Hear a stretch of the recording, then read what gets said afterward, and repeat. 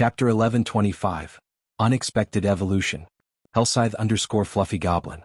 Chapter 1125. Unexpected Evolution. The instant the magic scroll activated, it seemed as if space had frozen as the garrison captain's descending greatsword came to an abrupt halt. Immediately after, the space within the 9-star polar domain began to change, a blood-red color coating the surrounding scenery. What's going on? Why does my body feel so light? Wait, our basic attributes have risen. It's true. My basic attributes have increased by 100%. Guys, look. The boss seems to have slowed to a crawl.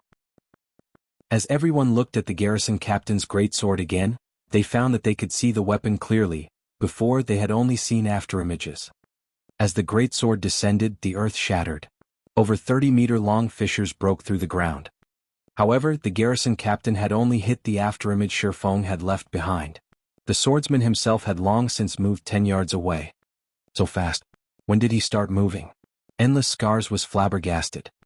Unlike the rest of the players, she had focused on Shifeng. However, during the brief moment when she glanced at the garrison captain's greatsword, which had suddenly and significantly slowed, Shifeng had moved 10 yards away. She found the matter unbelievable. Look. Those patrols have slowed down as well. Even the golden jets are slower. With this speed, even I can dodge them easily. The players finally noticed that fallen garrison captain hadn't been the only one whose speed had been affected. The fallen patrols in the four corners had also suffered a speed reduction. Even their domain skills were affected. Zero Wings members and the Midnight Tea Party could now dodge the golden jets easily. Just who is he? The Midnight Tea Party members couldn't help but glance at Shifeng. They usually boasted their vast understanding of God's domain. However, even with their bountiful knowledge and experiences, they had never encountered a situation like this. Without a doubt, this phenomenon had something to do with Shifeng's blood-red magic scroll. There was no other way to explain it. Now that everyone's basic attributes had been boosted while the 5 bosses' reaction speeds and attack speeds had decreased, the Midnight Tea Party's members who had previously begun to despair, brimmed with hope. Currently, the 5 bosses had only landed 1 out of 3 or 4 attacks against their respective MTs. However, due to the significant attribute increase, the boss's damage had decreased. Take the fallen garrison captain Kola tanked for example. Originally, Kola withstood over -20,000 damage from the Grand Lord's normal attacks. Now, however, the Grand Lord's normal attacks only dealt around -13,000 to the Guardian Knight. In addition, due to Kola having activated Power of Darkness, his HP had risen to more than 56,000. Including Disillusion Space's effects, his HP had risen to more than 112,000. He was practically a humanoid monster at this point. Right now, Kola wouldn't even have issues tanking 3 fallen garrison captains, much less 1. As for Kola's damage, due to the strength bonus from Justice Roar, just his normal attacks dealt nearly -10,000 damage, while his skills dealt close to -30,000 damage. Meanwhile, Violet Cloud, who stood among the healers at the rear, had similarly grown more powerful. Every one of her heals restored over 10,000 HP to Kola. If she double-cast her spells, she could heal over 20,000 HP every time. If she were lucky and triggered a double critical, she could instantly heal over 40,000 HP. Not only was Violet Cloud capable of keeping Kola alive by herself, but she could also handle healing Turtledove and Yi Wunyan. Guild leader, what kind of magic scroll did you use? I feel like we can even deal with a mythic monster right now. Kola exclaimed through the team chat. The rest of the team nodded in agreement. Aside from their frightening damage, the most troublesome aspect about boss monsters were their attack speeds and reaction speeds.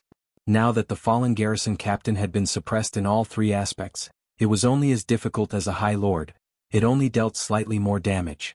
However, their increased attributes made up for that, further decreasing the raid's difficulty. Right now they felt like they were simply fighting a powerful lord. Alright, enough idling around. Use your berserk skills and throw everything you've got. We only have 15 minutes until this space disappears. Shifeng felt a sting in his chest. Lancelot had only dropped 2 Tier 4 magic scrolls. He had just used the more precious of the 2, the Tier 4 super spell Disillusion Space. Unlike Tier 4 curses, super spells had been created during ancient times. They were ridiculously powerful, capable of transforming the environment. They were many times more powerful and mystical than the spells of the current era. Even the current NPCs in God's domain couldn't analyze these spells. Thus they were called super spells. After activating Dissolution Space, it would transform the area within 200 yards of the caster into a custom world. All enemies within this world would be suppressed, decreasing their movement speed, attack speed and reaction speed by 2/3 of their totals. At the same time, this world would also enhance the caster and his allies, decreasing the boss's difficulty by 1 tier. Take the Fallen Garrison Captain for example. It had originally been a Tier 3, upper rank existence. Now that its raid difficulty had reduced, it was only as strong as a Tier 2, upper rank. Unfortunately, Dissolution Space's duration was considerably short. Even so, in the past, everyone had called it the rarest magic scroll in God's domain, second to none. In the past, a Tier 4 super magic scroll had been worth at least 3 epic items. If a team of Tier 2 players used the scroll, they could even kill Tier 4 mythic monsters. However, Shifeng couldn't care less right now. The garrison captain and patrols were far stronger than he had imagined. If he hadn't used the magic scroll, they would have undoubtedly team-wiped. Moreover, trading a Tier 4 super magic scroll for a map to the Fallen Ark was a sure profit transaction. Upon hearing Shifeng's warning, everyone promptly began to activate their berserk skills. Although the Fallen Garrison Captain and Fallen Patrols still possessed very high HPs, their reduced speed made them living targets. After activating their berserk skills, everyone easily dealt over -10,000 damage with their attacks, while Fire Dance and Gentle Snow could deal over -20,000 damage. Shifeng didn't hold back either as he activated Power of Darkness. He then used Silent Steps and appeared behind the garrison captain before activating Phantom Kill. Both he and his doppelganger activated Flame Burst simultaneously. Miniature suns appeared on both Shifeng's and his doppelganger's swords. Every strike they landed on the garrison captain dealt over -60,000 damage, while critical hits dealt over -130,000 damage. By the time Shifeng and his doppelganger dropped to the ground, both had landed a total of 30 consecutive attacks. The fallen garrison captain lost over 2 million HP on the spot. The damages that appeared above the Grand Lord's head stupefied everyone. With such high damage, Shifeng could instantly kill a chieftain of the same level. Time passed quickly. Under the players' crazed bombardment, it took roughly 6 minutes for the garrison captain's 96 million HP to hit zero. Boom. When the fallen garrison captain collapsed, although it did not drop any loot, Gentle Snow, Alluring Summer, and the other members of Zero Wing rose from level 42 to level 43. The abundant EXP exceeded everyone's expectations. The Midnight Tea Party's members also leveled up from 41 to level 42. However, no one stopped to celebrate as they still had to deal with 4 fallen patrols. They had less than 10 minutes left before Dissolution Space's duration ran out. If they could not kill these bosses within this period, it would be much harder to do so afterward. Moreover, Shifeng had already told everyone that special life forms were immortal existences. Until they opened the Fallen Ark's entrance, these special life forms would continue to resurrect. Moreover, special life forms generally revived in around 10 minutes. They couldn't afford to waste any time. However, the fallen patrols were much easier to deal with than the fallen garrison captain. Even without their berserk skills, the two teams could deal a lot of damage to these bosses. In addition, they still had the support of the Midnight Tea Party's 2 Tier 3 summon creatures. Finally, 14 minutes since Dissolution Space had been activated, the 4 fallen patrols collapsed, transforming into piles of rubble and gifting a large amount of EXP. The Midnight Tea Party members even leveled up once more, reaching level 43. This leveling speed astonished these players. They had actually gained nearly 2 full levels EXP in just 15 minutes. Zero Wings members were already high-leveled. Although they had also obtained plenty of EXP, it was not enough to reach the next level. However, the abundant EXP had helped Shifeng reach 82% of level 47. If he grinded trolls, he could reach level 48 in only half a day. As the guardian bosses died, the canyon began to tremble violently. Suddenly, the canyon's center collapsed. A towering aqua-blue temple then emerged from the ground. At the same time, the familiar sound of a system notification reached everyone's ears. God's Domain System announcement. Players have successfully activated a new expansion pack in God's Domain. The system will undergo an upgrade. All players, please prepare to log out of the game. Chapter 1126, Revealing Identity. Hellscythe_Fluffy Goblin. Chapter 1126, Revealing Identity.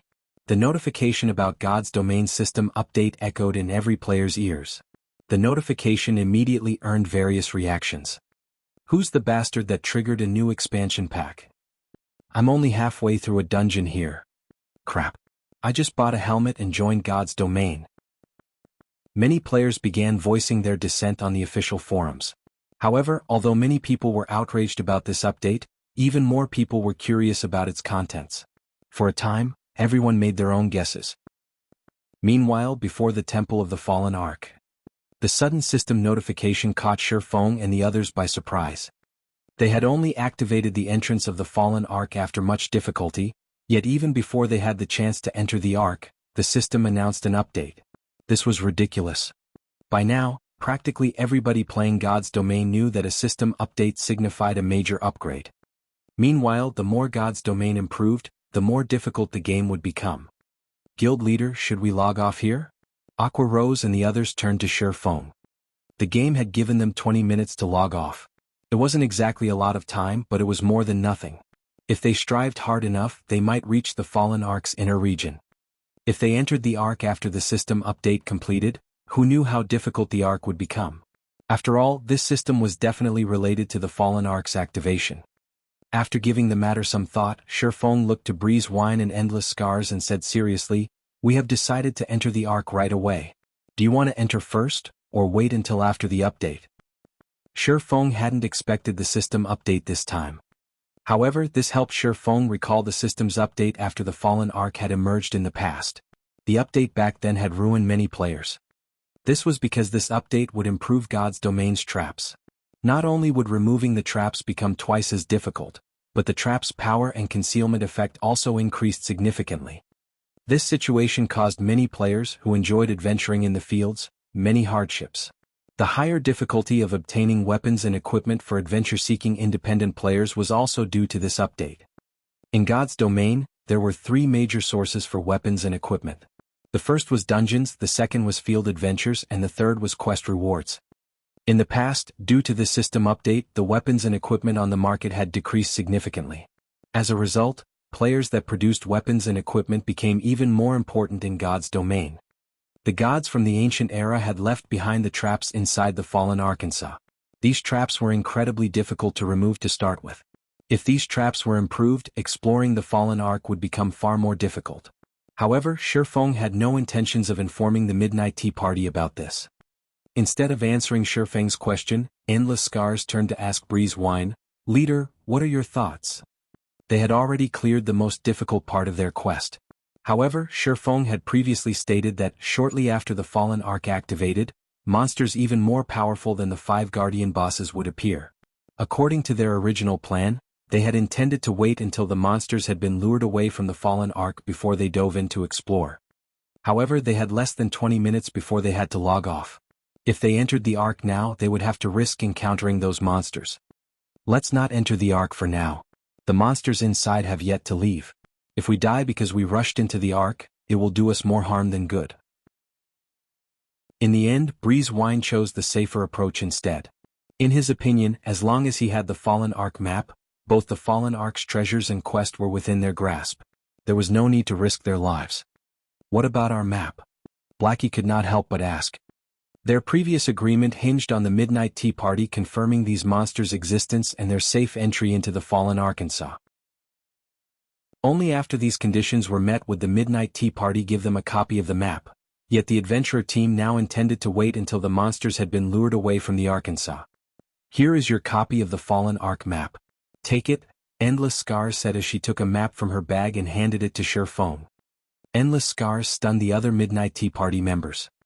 They had neither the existence of the monsters Shifeng had warned them about, nor had they confirmed the validity of Shifeng's method to lure the monsters away. It was simply too risky to hand over the copy right now. "Thanks."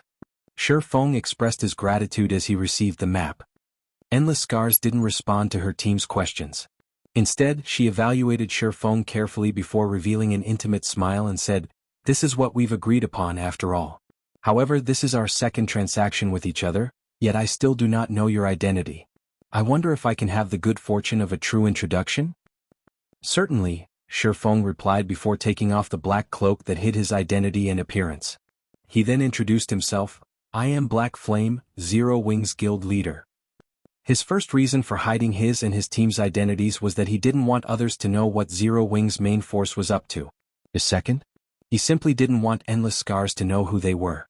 After all, Endless Scars was a Blackwater Corporation representative.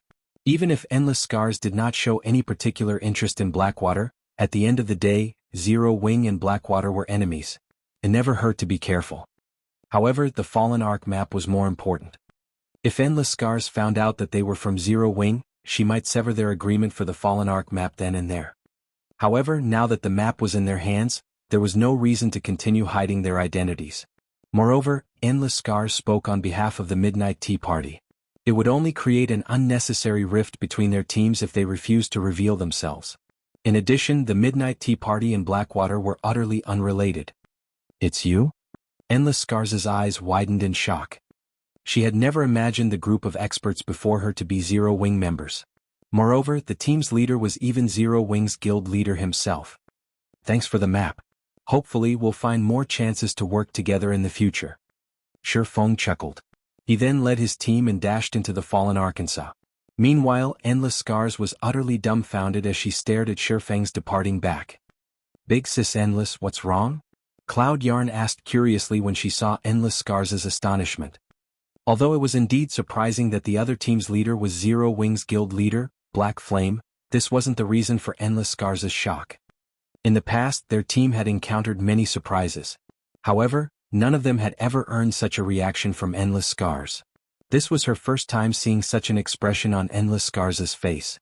Before today, she hadn't even thought that Endless Scars was capable of such an expression.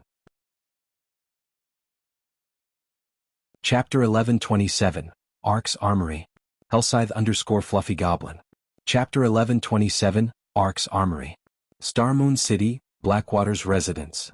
Blackwater wasn't as prosperous as it had been. Very few players waited in front of the guild residence's entrance, eager to join.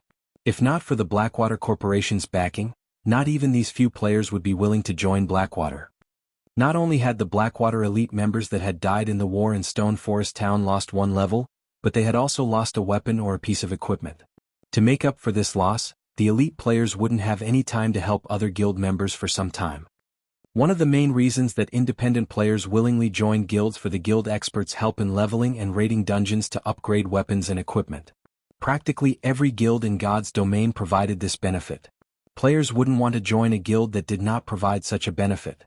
As a result, Blackwater's ordinary members had stagnated. They were now only capable of raiding party dungeons and small-scale team dungeons. They had no choice but to stay as far away as possible from 50-man or above team dungeons. Meanwhile, Qin Muyun, Laughing Drunkard, and Lethal Gale entered the guild leader's office, one after another. "Guild leader, here is the latest guild report you asked for," Qin Muyun said as she placed a report on the table. At this moment, she wore a grave expression. The report clearly stated that over 20,000 elite members had already withdrawn from the guild, as many as a second-rate guild's total count. As for the ordinary members that withdrew from the guild, there were more than 100,000. However, when Abandoned Wave looked at these numbers, he maintained a relatively nonchalant attitude. Instead, he shifted his gaze towards Lethal Gale and asked, "How is the Blackwater trading firm coming along?" The Candlelight trading firm's latest product, the exotic stamina potion, has been well received.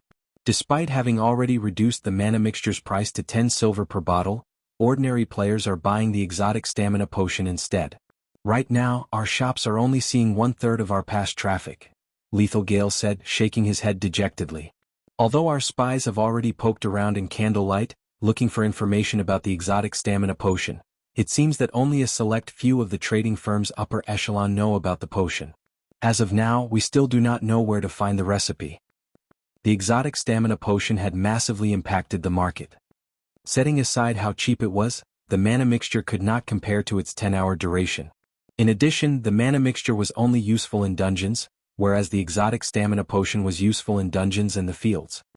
At this moment, many ordinary players had given up on the regeneration potions and mana recovery potions in order to buy the exotic stamina potion. With the exotic stamina potion, players could grind monsters for longer periods. With the potion's effects, they did not even need to rest when traveling long distances, which allowed them to save plenty of time. Even Lethal Gale could not resist the temptation and had purchased 3 bottles for himself. After using the potion, he had to admit that it was a miracle potion. The potion had improved his leveling speed by roughly 20% to 30%. It was no wonder why many players were even willing to empty their coffers to buy the exotic stamina potion. Based on what he knew, the Candlelight Light trading firm had long since run out of the exotic stamina potion. As soon as Candlelight restocked, players would rip them from the shelves. Many large guild upper echelons had specifically visited the Candlelight trading firm to negotiate a deal for the potions. Right now, be it the guild's development or the trading firms, Zero Wing was unstoppable. Good. Excellent. Contrary to expectations, Abandoned Wave didn't seem enraged. Rather, he began to laugh. Guild leader? Qin Muyun and Lethal Gale were utterly confused. Young Master Jing was greatly displeased with them. Most likely, they would receive instructions from their superiors in the next few days. At that time, none of them would escape punishment. This was especially true for Abandoned Wave, yet the man that was supposed to be worried and angry was actually laughing. Was the shock too much for him to handle? However, instead of responding to Qin Muyun and Lethal Gale's question, Abandoned Wave turned towards Laughing Drunkard and asked softly, "Drunkard, did you finish what I asked of you? Guild leader, don't you trust me?" Laughing Drunkard chuckled. Confidently, he continued, "I've already sent details regarding Zero Wing's experts to the Miracle Guild. Miracle has confirmed that they will not give Zero Wing any chances of victory in tomorrow's match in the Dark Arena." Originally, he was not particularly optimistic of Zero Wing's loss in the Dark Arena tomorrow. However, after making a trip to the Miracle Guild and the detailed report he had provided the guild, his confidence that Zero Wing would lose in tomorrow's competition had grown. The odds for the upcoming competition had already been released. The odds were 1 to 3 with the majority of the bets on the Azura Battle team. However, this was simply because only a few people knew that the Evil Dragon Battle team was backed by the Miracle Guild. They had only discovered this due to the Blackwater Corporation's relationship with one of Miracle's upper echelons. It was extremely rare for the odds in the Dark Arena to be as high as 1 to 3. Normally the odds were around 1 to 1.5. Seeing such a high payout rate, the Miracle Guild intended to go all out. Moreover, the guild aimed for a complete victory. The payout for a complete victory was 1 to 7. That was even high enough to tempt super guilds. A super first-rate guild like Miracle couldn't afford to miss this opportunity. Miracle's apex experts could even rival those of super guilds. Moreover, to guarantee their win in the competition, Miracle had secretly borrowed epic items from other large guilds. Even Zero Wing's apex experts, who were famed for their heaven-defying attributes, would be no match for the experts the Miracle intended to dispatch. Zero Wing's members were so powerful mostly because of their basic attributes.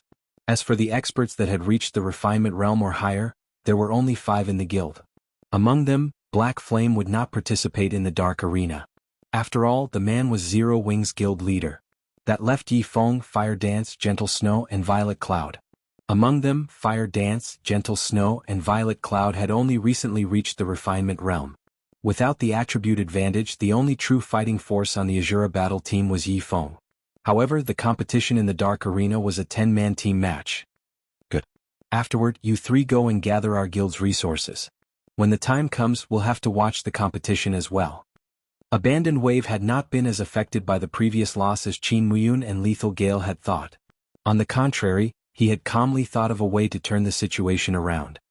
The first thing he needed to do was recover the guild's foundations, earning back the weapons, equipment, coins, and other items that the guild had lost in the war. The Dark Arena served as the perfect platform to do exactly that. Moreover, Blackwater's defeat was not without meaning. At the very least, their defeat had shown exactly how powerful Zero Wing's various experts were, and this information would help Miracle deal with Zero Wing. Meanwhile, after entering the towering temple, Shi Feng had everyone use isolation scrolls before dashing through the labyrinth of empty corridors. As they had less than 20 minutes remaining, they would be hard-pressed to reach the Ark's inner region in time. The abyssal monsters had just woken and hadn't left the Ark yet. In the outer region's corridors, Shi Feng's team occasionally encountered wandering fallen patrols. However, as Shi Feng now had a map, these fallen patrols meant nothing to the team with his acute senses. Not only could Shi Feng avoid the patrols, but he could also avoid any traps. MHM? So this is the Armory. After nearly 10 minutes, Shi Feng discovered a tightly shut door. The words War Armory had been carved on the stone above the massive door. Upon seeing these words, Shifeng's heartbeat accelerated. The War Armory stored weapons of war specifically. And no other player had ever opened this War Armory. Chapter 1128. Difference between Mythic Monsters. Hellscythe_Fluffy Goblin. Chapter 1128. Difference between Mythic Monsters. As Shifeng stopped to look at the War Armory, Minor Wind noticed red dots appear on his system map and reported, "Guild Leader, distant patrols are approaching our location. If we don't move now, I'm afraid that we'll be discovered." After Zero Wing's team had entered the Fallen Ark, Minor Wind had activated his scouting skill as he kept a lookout for any movement in their area. Although his scouting search area was reduced inside the Ark, he could sense for enemies within a 300-yard radius. That was enough for the team to respond before enemies reached them. "How many?" Shifeng asked. "2. Moreover, they're moving relatively quickly. They'll reach our location in 15 seconds at most," Minor Wind reported. 15 seconds? We'll be cutting it quite close. Shifeng frowned. Based on his estimates, even an assassin with their locksmith class at master rank would need roughly 20 seconds to open a room like the War Armory. Unfortunately, their team didn't have a master locksmith. He also fully believed Minor Wind's estimate. A qualified ranger was not just a ranged damage dealer. Rangers' constant awareness of their surroundings and their judgment of various situations were their most important aspects. Although Minor Wind's combat standards were slightly lower than Zero Wing's other core members, his observation skills and judgment were top-notch. "Guild Leader, we don't have much time left," Gentle Snow urged as they had less than 8 seconds to prepare. Based on their location on the map, they were only 2/3 of the way to the Fallen Ark's inner region.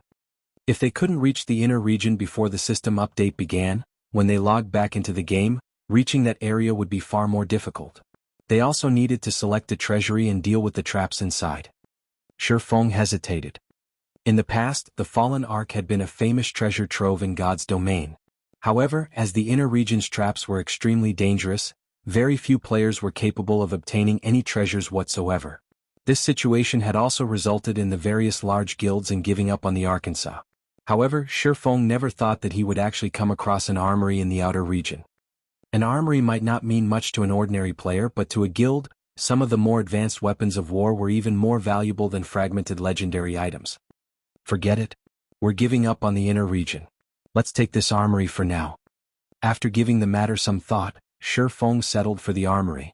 Right now, Zero Wing still lacked overall strength. It likely did not even have the power to defend a single city.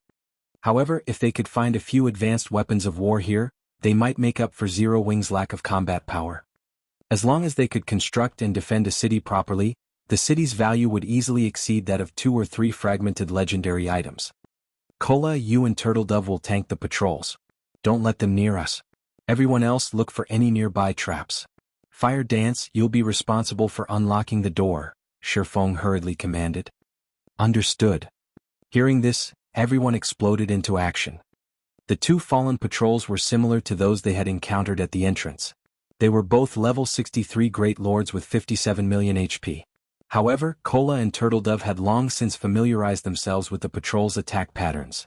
Even without the 9-star polar domain, they were capable of dealing with the Great Lords.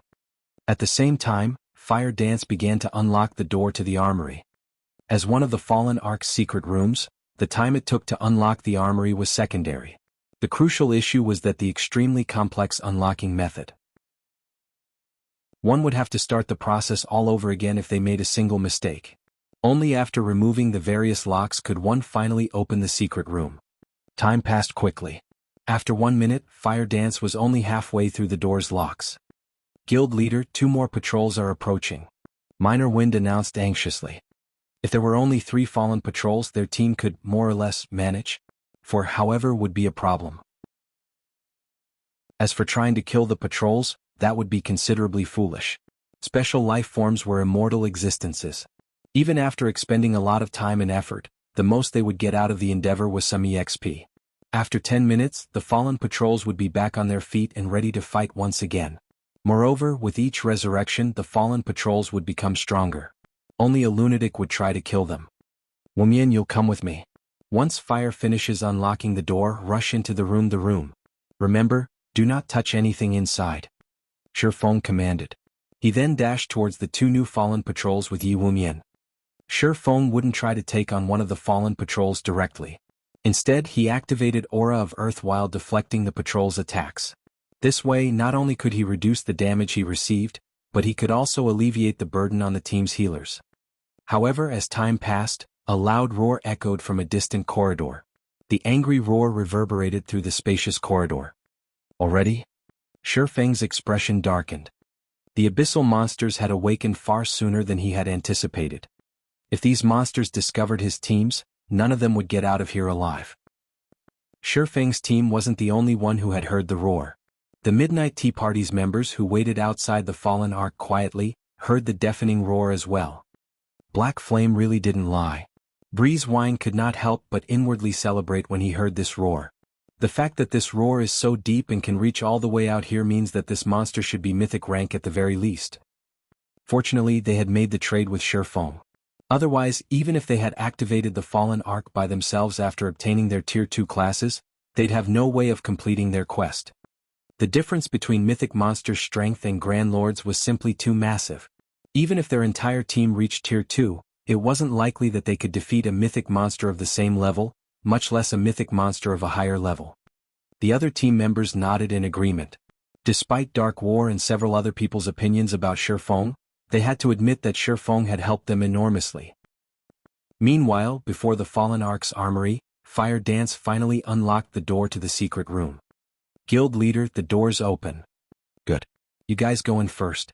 Kola starts slowly moving towards armory. Opening the tightly shut door was undoubtedly good news to Shi Feng. Immediately, he had everyone retreat towards the armory. As Shi Feng and the others reached the armory's entrance, Shi Feng, Kola, and the other MTs felt their bodies become heavy. It was as if they had been submerged in mud. It was extremely difficult to move. Not good. Those monsters have arrived. Get inside quickly. Shi Feng panicked. Immediately, he activated Heavenly Dragon's power and recovered his ability to move. He then took an aqua blue magic scroll from his bag. This magic scroll was none other than his sole remaining tier 4 magic scroll. The area they were in was not particularly large, but he understood how powerful those monsters were. Any players the abyssal monsters killed would not get off with just a lost level. If that were the case, players in the past wouldn't have given up on the Fallen Ark's treasures that easily. Rather, those abyssal monsters would extract the immortal souls from the players they killed. Not only would players lose 2 or 3 levels, but they also wouldn't be able to log into the game for over 10 days. Humans? Those souls? Heaven-blessed individuals? Wonderful. It's been so long since I've tasted an immortal soul. As Kola and the others rushed into the armory, a cold voice reached their ears, making them shudder with fear.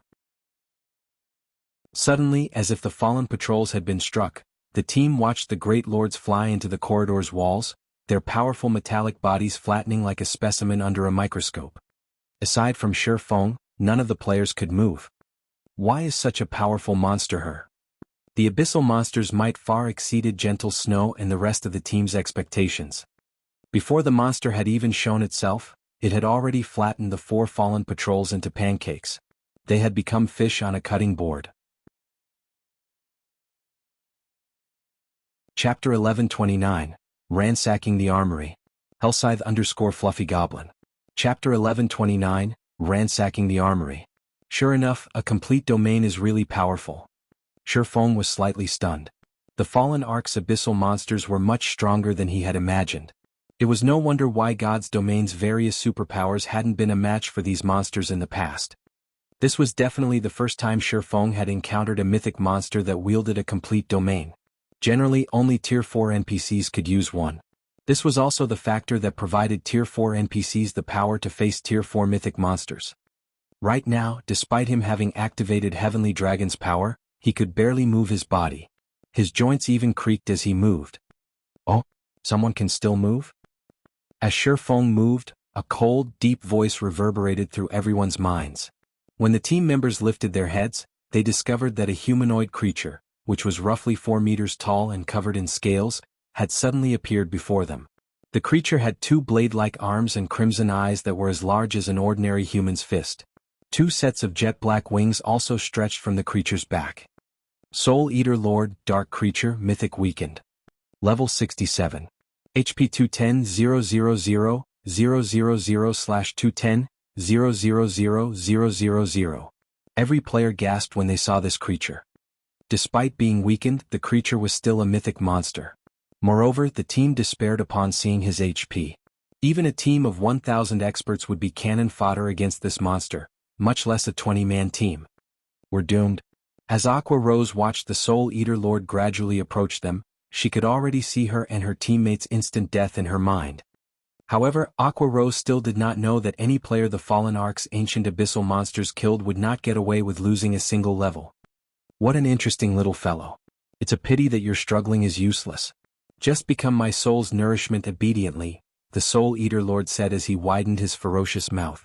He could no longer wait to devour these players. When 30 yards separated the team from the Soul Eater Lord, Shifeng finally finished chanting the last verse of the incantation in his heart. He abruptly unfurled the dark blue magic scroll in his hands. Pointless resistance will only add to your pain and despair.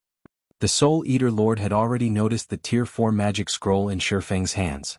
However, he disregarded the object because he was fully capable of dealing with any Tier 4 spells. If it were a Tier 5 magic scroll, he might be nervous. However, such magic scrolls had even been extremely rare during the ancient era, not to mention the present era. Oh really? Shifeng smiled faintly. Immediately, an aqua-blue magic array formed beneath Shifeng's feet. Following which, with Shifeng as the center, a faint blue barrier expanded outward. Tier 4 Curse, Water Boundary. Water Boundary was not an attack-type curse. Rather, it was a defensive curse. The curse was even capable of blocking Tier 5 attacks. It was a kind of absolute defense. The curse had a radius of 20 yards and a duration of 30 seconds. After Water Boundary formed, Zero Wings members immediately felt the pressure dissipate as they regained their freedom of movement. Damn it! The Soul Eater Lord's expression twisted as the Water Boundary formed. It then began to assault the barrier. Boom, boom, boom. The Soul Eater Lord was so fast that even Shifeng could barely see its movements. Everyone's hearts pounded as a series of expressions echoed throughout the fallen Arkansas. They were terrified that the Soul Eater Lord would break through the seemingly flimsy light blue barrier. After glancing at the fluctuating blue barrier, Shifeng shifted his attention away from the Soul Eater Lord as he commanded, "All right, get moving. We don't have much time left." As a Tier 4 defensive curse, Water Boundary could withstand the Soul Eater Lord's attacks, even if he were at his peak. The Soul Eater tribe's king, though, would have no problem shattering the barrier. Unfortunately, that kind of existence, which was as powerful as gods, was not in the current Arkansas. Following which, the Soul Eater Lord could only watch helplessly as Shifeng led his team into the armory. After entering the armory, Shifeng turned around and shut the door, immediately locking it. "Guild leader, that monster can't break in here, right?" Violet Cloud asked worriedly as she recalled how powerful the Soul Eater was. "Relax. This is the Fallen Ark, one of the final weapons the gods created. Divine runes strengthen the Ark's interior. Even a Soul Eater king would have a hard time destroying the interior of the Ark, not to mention a Soul Eater Lord," Shifeng said nonchalantly. His companions could not help but release a sigh of relief when they heard Shifeng's reassurance. Now that the danger has been dealt with, fire, you and flying will disable the traps inside the armory. Everyone else move carefully. Shifeng ordered. Looking at the time, he found that they had around 6 minutes before they had to log out of the game. If they could not remove the traps within the armory during these 6 minutes, by the time they logged back into the game, these traps would become much harder to disable. Hearing this, Fire Dance and Flying Shadow immediately went into action. As for the rest of the team, they let their gazes wander the armory. For a moment they were stupefied. The armory was a massive treasure trove. There was a variety of tools on display and everyone was extremely tempting. "Guild leader, look over there. Mana pulse cannons. They're even intermediate rank." During the war against the Star Alliance, Shifeng had spent 20,000 gold to purchase a basic mana pulse cannon. A single attack from the cannon could rival the might of a Tier 4 large-scale destruction spell. Moreover, the cannon had a range of 15,000 yards and a radius of 200 yards. Unfortunately, the cannon was very costly to use, with each shot requiring 1,000 magic crystals. Moreover, it had a long cooldown of around 3 to 4 minutes. Meanwhile, upon reading the intermediate mana pulse cannon's information, the team discovered that it was even more impressive than they had thought. Although its attack was roughly as powerful as a Tier 4 destruction spell, it had a range of 20,000 yards and a radius of 500 yards. It cost 2,000 magic crystals to fire a single round and similarly had a cooldown of around 3 to 4 minutes. The difference between a radius of 200 yards and 500 yards was simply outrageous. Furthermore, this armory actually had 2 intermediate mana pulse cannons. If Zero Wing had had these 2 cannons and a sufficient number of magic crystals during its battle against Blackwater, winning the war would have been far easier. However, rather than the mana pulse cannon, Shifeng's gaze stopped on a magical steel car. He was quite familiar with this item. Movement-type defensive magic array. Although it was only a basic defensive magic array, it could be moved freely even after being activated. In the past, large guilds treated it like a mobile fortress. As long as this magic array had enough mana, it could block all Tier 3 attacks and lower. Meanwhile, its maximum radius could cover an entire basic town. Aside from the mana pulse cannons and movement-type defensive magic array, there were a large number of basic mana pulse bombs. Every bomb possessed the might of a Tier 3 spell and had a radius of 25 yards. They could be thrown up to a maximum of 50 yards. They were incredibly suited for individual players. To current players, these mana pulse bombs were godly weapons in group battles as a single bomb could obliterate all players in a 25-yard radius. There were actually over 1,000 of such bombs. Shifeng had never imagined that a single armory would contain such a large harvest. With these items, the issue of his future city's defense was practically settled. Seconds passed, then minutes. When there were only 2 minutes before the system update began, Fire Dance and Flying Shadow had disabled 90% of the armory's traps. Only one trap set up around a stone altar was left. Guild leader, this trap is too complex. Even I can't disable it. Fire Dance exclaimed as she examined the trap before her. Even you can't disable it? Shifeng was surprised. They were still in the Ark's outer region. With Fire Dance being an advanced trap disabler, she should be able to deal with every trap here. It was only a matter of time. However, the fact that Fire Dance was unable to disable the trap spoke volumes about the stone altar's value. Since time was running out, Shifeng immediately removed Icarus's heart from his neck and passed it to Fire Dance. Fire Dance was momentarily dazed when she saw Icarus's heart. She had never expected such a powerful epic item to exist. Hurry, use this to disable the trap. Shifeng instructed. Trap Disabler was a similar lifestyle class to the Appraiser class. However, it was not a particularly popular class. The Assassin class possessed a talent bonus that allowed them to level lifestyle classes like Locksmith and Trap Disabler far more easily. With Shifeng's command, Fire Dance recovered her wits and activated God's Blessing, upgrading her Trap Disabler class to the Master rank. Immediately, Fire Dance began to disable the trap on the stone altar. However, this trap would require a considerably long time to disable. Quick! We don't have much time left. Shifeng's anxiety grew when he saw only 30 seconds remaining. If Fire Dance failed, the next time they logged into the game the consequence would not be limited to some lost time. Fire Dance also grew desperate. Her mind focused like never before as she frantically disabled the trap's mechanisms, one after another. There were only 10 seconds remaining. 5 seconds. 3 seconds. It's disabled. Fire Dance finally disabled the trap with only 2 seconds remaining, and she could not help but sigh in relief at her success. Following which, everyone's vision faded to black as they were sent to their individual god's domain offline rest spaces. Chapter 1130, Talent. Hellscythe_Fluffy Goblin. Chapter 1130, Talent. Inside the offline rest space, Shifeng slowly opened his eyes. With this, all we need to do is wait for the system update to end and log back into the game. Shifeng could not help his growing excitement when he thought about the stone altar. Even the intermediate mana pulse cannons had only been protected by advanced traps. Whatever master traps protected definitely stored far more valuable treasures. Shifeng shifted his gaze to the system interface displayed before him. The interface showed 14 hours and 40 minutes before the system update completed. From this, Shifeng could tell that significant changes would shake God's domain. A nearly 15-hour-long system update? It's roughly the same duration as when the Fallen Ark had been activated in the past. Shi Feng could not help but recall detailed information about the system update in the past. Every time God's domain underwent a system update, it, more or less, changed Guild's path of development. For example, the previous few system updates had gradually increased the importance of lifestyle classes in the various large guilds' eyes. Guild had even begun to invest a significant amount of resources to nurture their lifestyle classes. Similarly, the system update this time would change God's domain once more.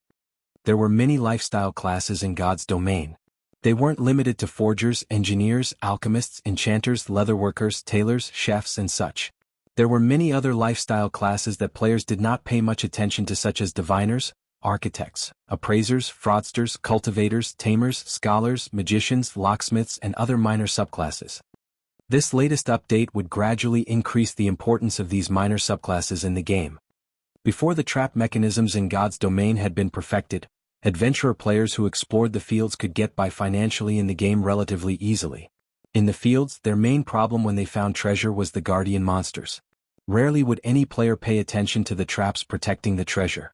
This was because of the only two possibilities when one tried to disable a trap. The first was that the trap could be disabled, although the time required depended on the player. The other possibility was that the trap could not be disabled. One wouldn't receive any kind of punishment for failing to disable a trap. As a result, players rarely paid much attention to the trap disabler class. However, after this system update, a third outcome would occur. A trap could be disabled, but failure came with a risk. If one failed to disable a trap, they would trigger the trap itself. Trap strengths varied. If players triggered a weaker trap, they might retain their lives. Even in the event of death, players would only suffer the normal death penalties. For stronger traps, however, players might have to pay more than a single level for their failure. Another example was the magician subclass, one of the minor subclasses Shi Feng had learned. A magician's role was to produce items such as magic scrolls and magic arrays. Although the magician subclass was not as important as the forger subclass, it was one of the essential subclasses in God's domain. Moreover, as the subclass increased its rank, it would serve a greater purpose.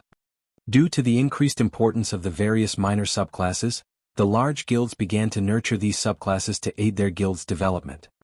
It seems that I'll have to get melancholic to start collecting purple dew and 5-colored flowers once I log back in.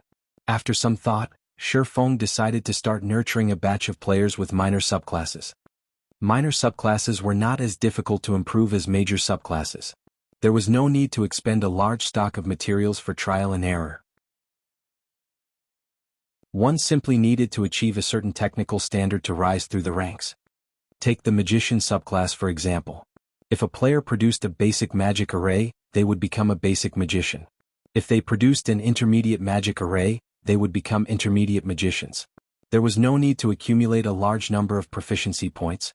Promotion solely depended on a player's technical skills. However, while there were no restrictions on learning minor subclasses, with players being allowed to learn over 10 minor subclasses, due to personal talent, not everyone could level a subclass to intermediate or advanced rank, much less master rank. Due to this, players should learn only the minor subclasses they were proficient at if they wished to advance to higher stages in the game. However, how was a player supposed to determine which minor subclass they were proficient at? In the past, the most popular way to test their abilities was the talent potion. As long as players drank the talent potion, the system would provide a series of tests. After completing these tests, the system would notify players about the subclass they were most suited for. This way, players would not have to waste their time researching whether they were suitable for a certain subclass or not. Of course, if players liked a particular subclass, they could learn it regardless of whether they had the talent. They just wouldn't be able to advance quickly. Meanwhile, the main materials for crafting the talent potion was purple dew and 5-colored flower. Shi Feng also knew where to find the recipe. As long as he went there to grind, he should have no problems obtaining a few copies. After Shi Feng finished planning his development, he decided to rest in the virtual space. Only at 7 in the morning did he exit his virtual gaming cabin. After Shi Feng finished breakfast and did some light exercises, before he left to check on Zero Wing's new internal members in the dojo, he noticed his female assistant, who currently wore black working attire, waiting for him by the lounge's entrance. Head instructor, Chairman Xiao has an extremely important matter he wishes to discuss with you. He is waiting in the chairman's office right now, Liang Jing reported as she walked up to Shi Feng, who wore blue sportswear. Got it? Shifeng nodded. In reality, even if Xiao Yu hadn't come looking for him, he would have likely sought the man out himself within the next few days. During his previous expansion of the Zero Wing Workshop, he had recruited plenty of talented people. These people were all much stronger than the independent players he had recruited in God's domain. Although their levels in the game were still quite low, their combat standards were already higher ordinary elite players. In addition, he and Lei Bao normally trained these new recruits. It was only a matter of time before they could clear the trial tower's 4th floor. Once these people reached the 5th floor, they would become experts in the eyes of ordinary players. If they could reach the 5th floor's late stage, even large guilds would treat them like experts. However, Shifeng wasn't looking for ordinary experts. He wanted apex experts capable of turning the tides of war by themselves. It was extremely difficult to nurture such apex experts. First, he needed a sufficient amount of resources such as the S-rank nutrient fluid. However, Shifeng didn't have the connections he needed to gain a large quantity. Fortunately, Xiao Yu did. The Big Dipper Tower's 51st floor. This floor was specifically reserved for the chairman of the Big Dipper group. It was also the Big Dipper Tower's highest floor. From in the corridor they could see the entirety of Jianghu City through the glass walls. Very few people in Jianghu City were ever invited to this floor. Even Liang Jing, Chairman Zhao's senior assistant, had never set foot on this floor. Generally, she waited for the chairman on the 50th floor. As Liang Jing followed Shifeng to the chairman's office, she sighed ruefully as she stared at Shifeng's back. If not for Director Xiao allowing her to bring Shifeng here, she would never have had the opportunity to see this floor. When Liang Jing opened the doors to the chairman's office, an office the size of a basketball court appeared before her eyes. 3 people sat before the room's French windows. Shifeng was familiar with all 3. One of them was Xiao Yu, another was Gan Xingting, the bald man who Fire Dance had thoroughly defeated, and the last Xie Chiwen, the handsome youth with a body as robust as Lei Bao's, known as the White Tiger Dojo's fighting genius.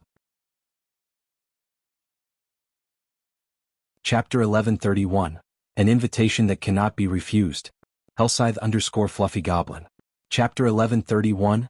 An Invitation That Cannot Be Refused. Why are they here? Shifeng frowned slightly as he eyed Xie Chiwen and Gan Xingting, who sat on a sofa and chatted merrily with Xiao Yu.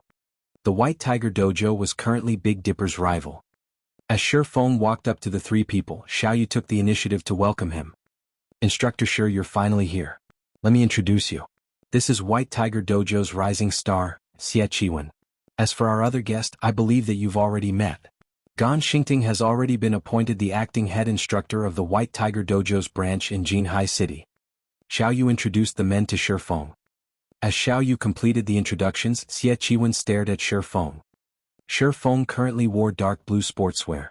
He appeared extremely young for someone in his position. No matter how Xie Chiwen looked at Shifeng, the latter looked like any ordinary youth. Shifeng did not exude the aura that was usually found on martial arts experts. If not for Gan Xingting providing him with information about Big Dipper beforehand, he would have assumed that Shifeng was a new student who had recently enrolled to the Big Dipper dojo. Hello, head instructor Shi. Xie Chiwen greeted Shifeng without getting up from his seat. He simply looked at Shifeng, nodding slightly as he spoke with a courteous tone. I have heard of head instructor Shi's fame. Sure enough, the rumors were true. Hello. Shifeng gave with a brief but polite response. As for Gan Xingting, he did not bother saying anything to Shifeng.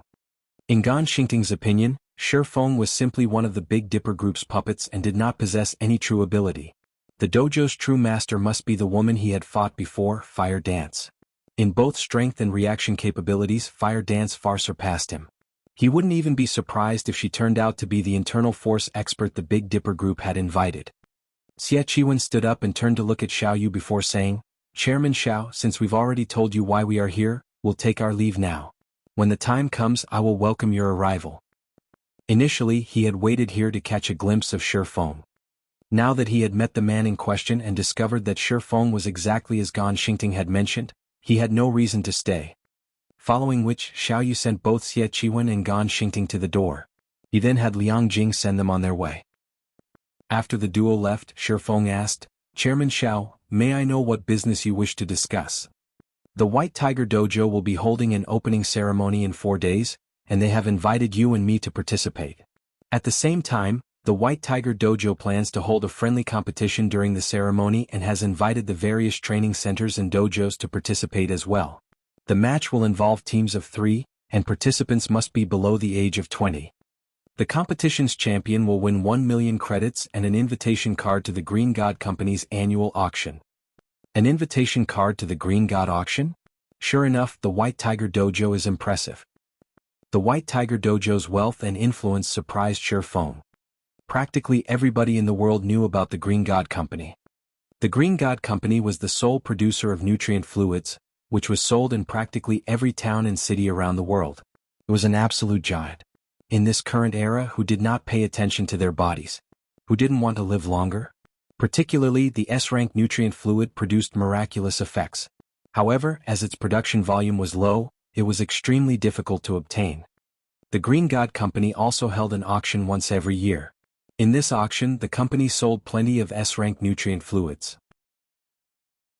In addition, the company would introduce new products that were not available on the market. Only, it was extraordinarily difficult to gain an invitation.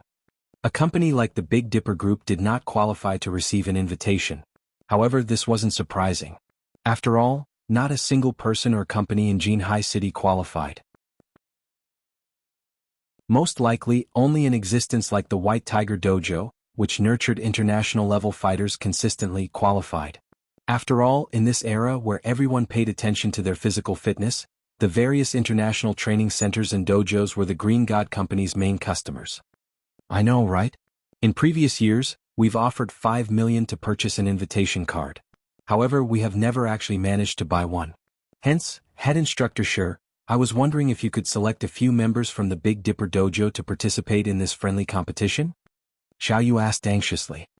Although he knew that the White Tiger Dojo wanted to flaunt its might through this friendly competition and solidify its position in Jianghu City, the invitation card to the Green God auction was simply too tempting to give up. This invitation card was a pass that allowed one to purchase S-rank nutrient fluids. At the same time, one would encounter people of high social standing.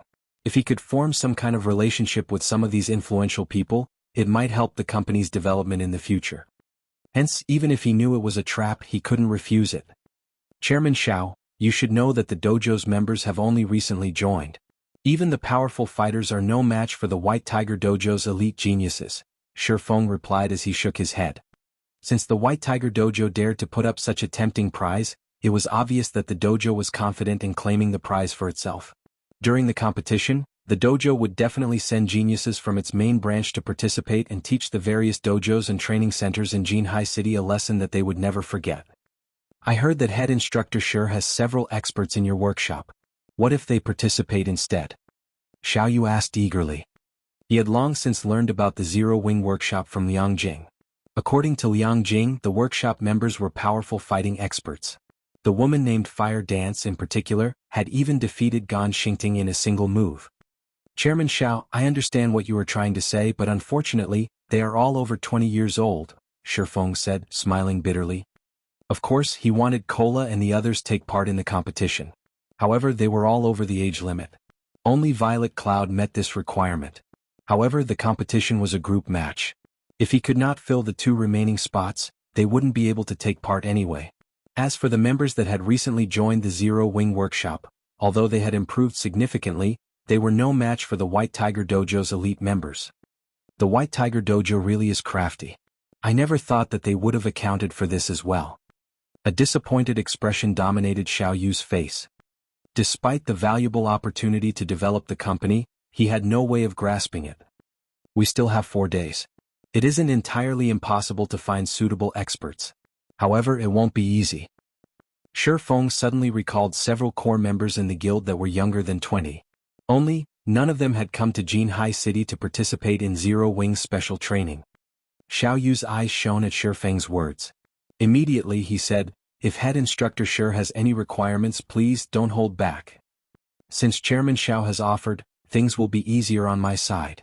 Upon hearing Xiaoyu's assurance, Feng said, if we wish to defeat the White Tiger Dojo, I'll need roughly 10 bottles of S-rank nutrient fluids. Although those several core members possessed a wealth of combat experience, their physical attributes were simply too low. Meanwhile, unlike virtual combat, real-life combat relied heavily on a person's physical attributes. If he wanted to improve their combat power in the real world quickly, the only way to do so was by pushing them past their brain's limits and utilizing the S-rank nutrient fluids to recover. Only this method would rapidly improve their body's overall strength. He could also nurture the guild's experts, killing 2 birds with 1 stone. Chapter 1132, Butterfly Effect. Hellscythe_Fluffy Goblin.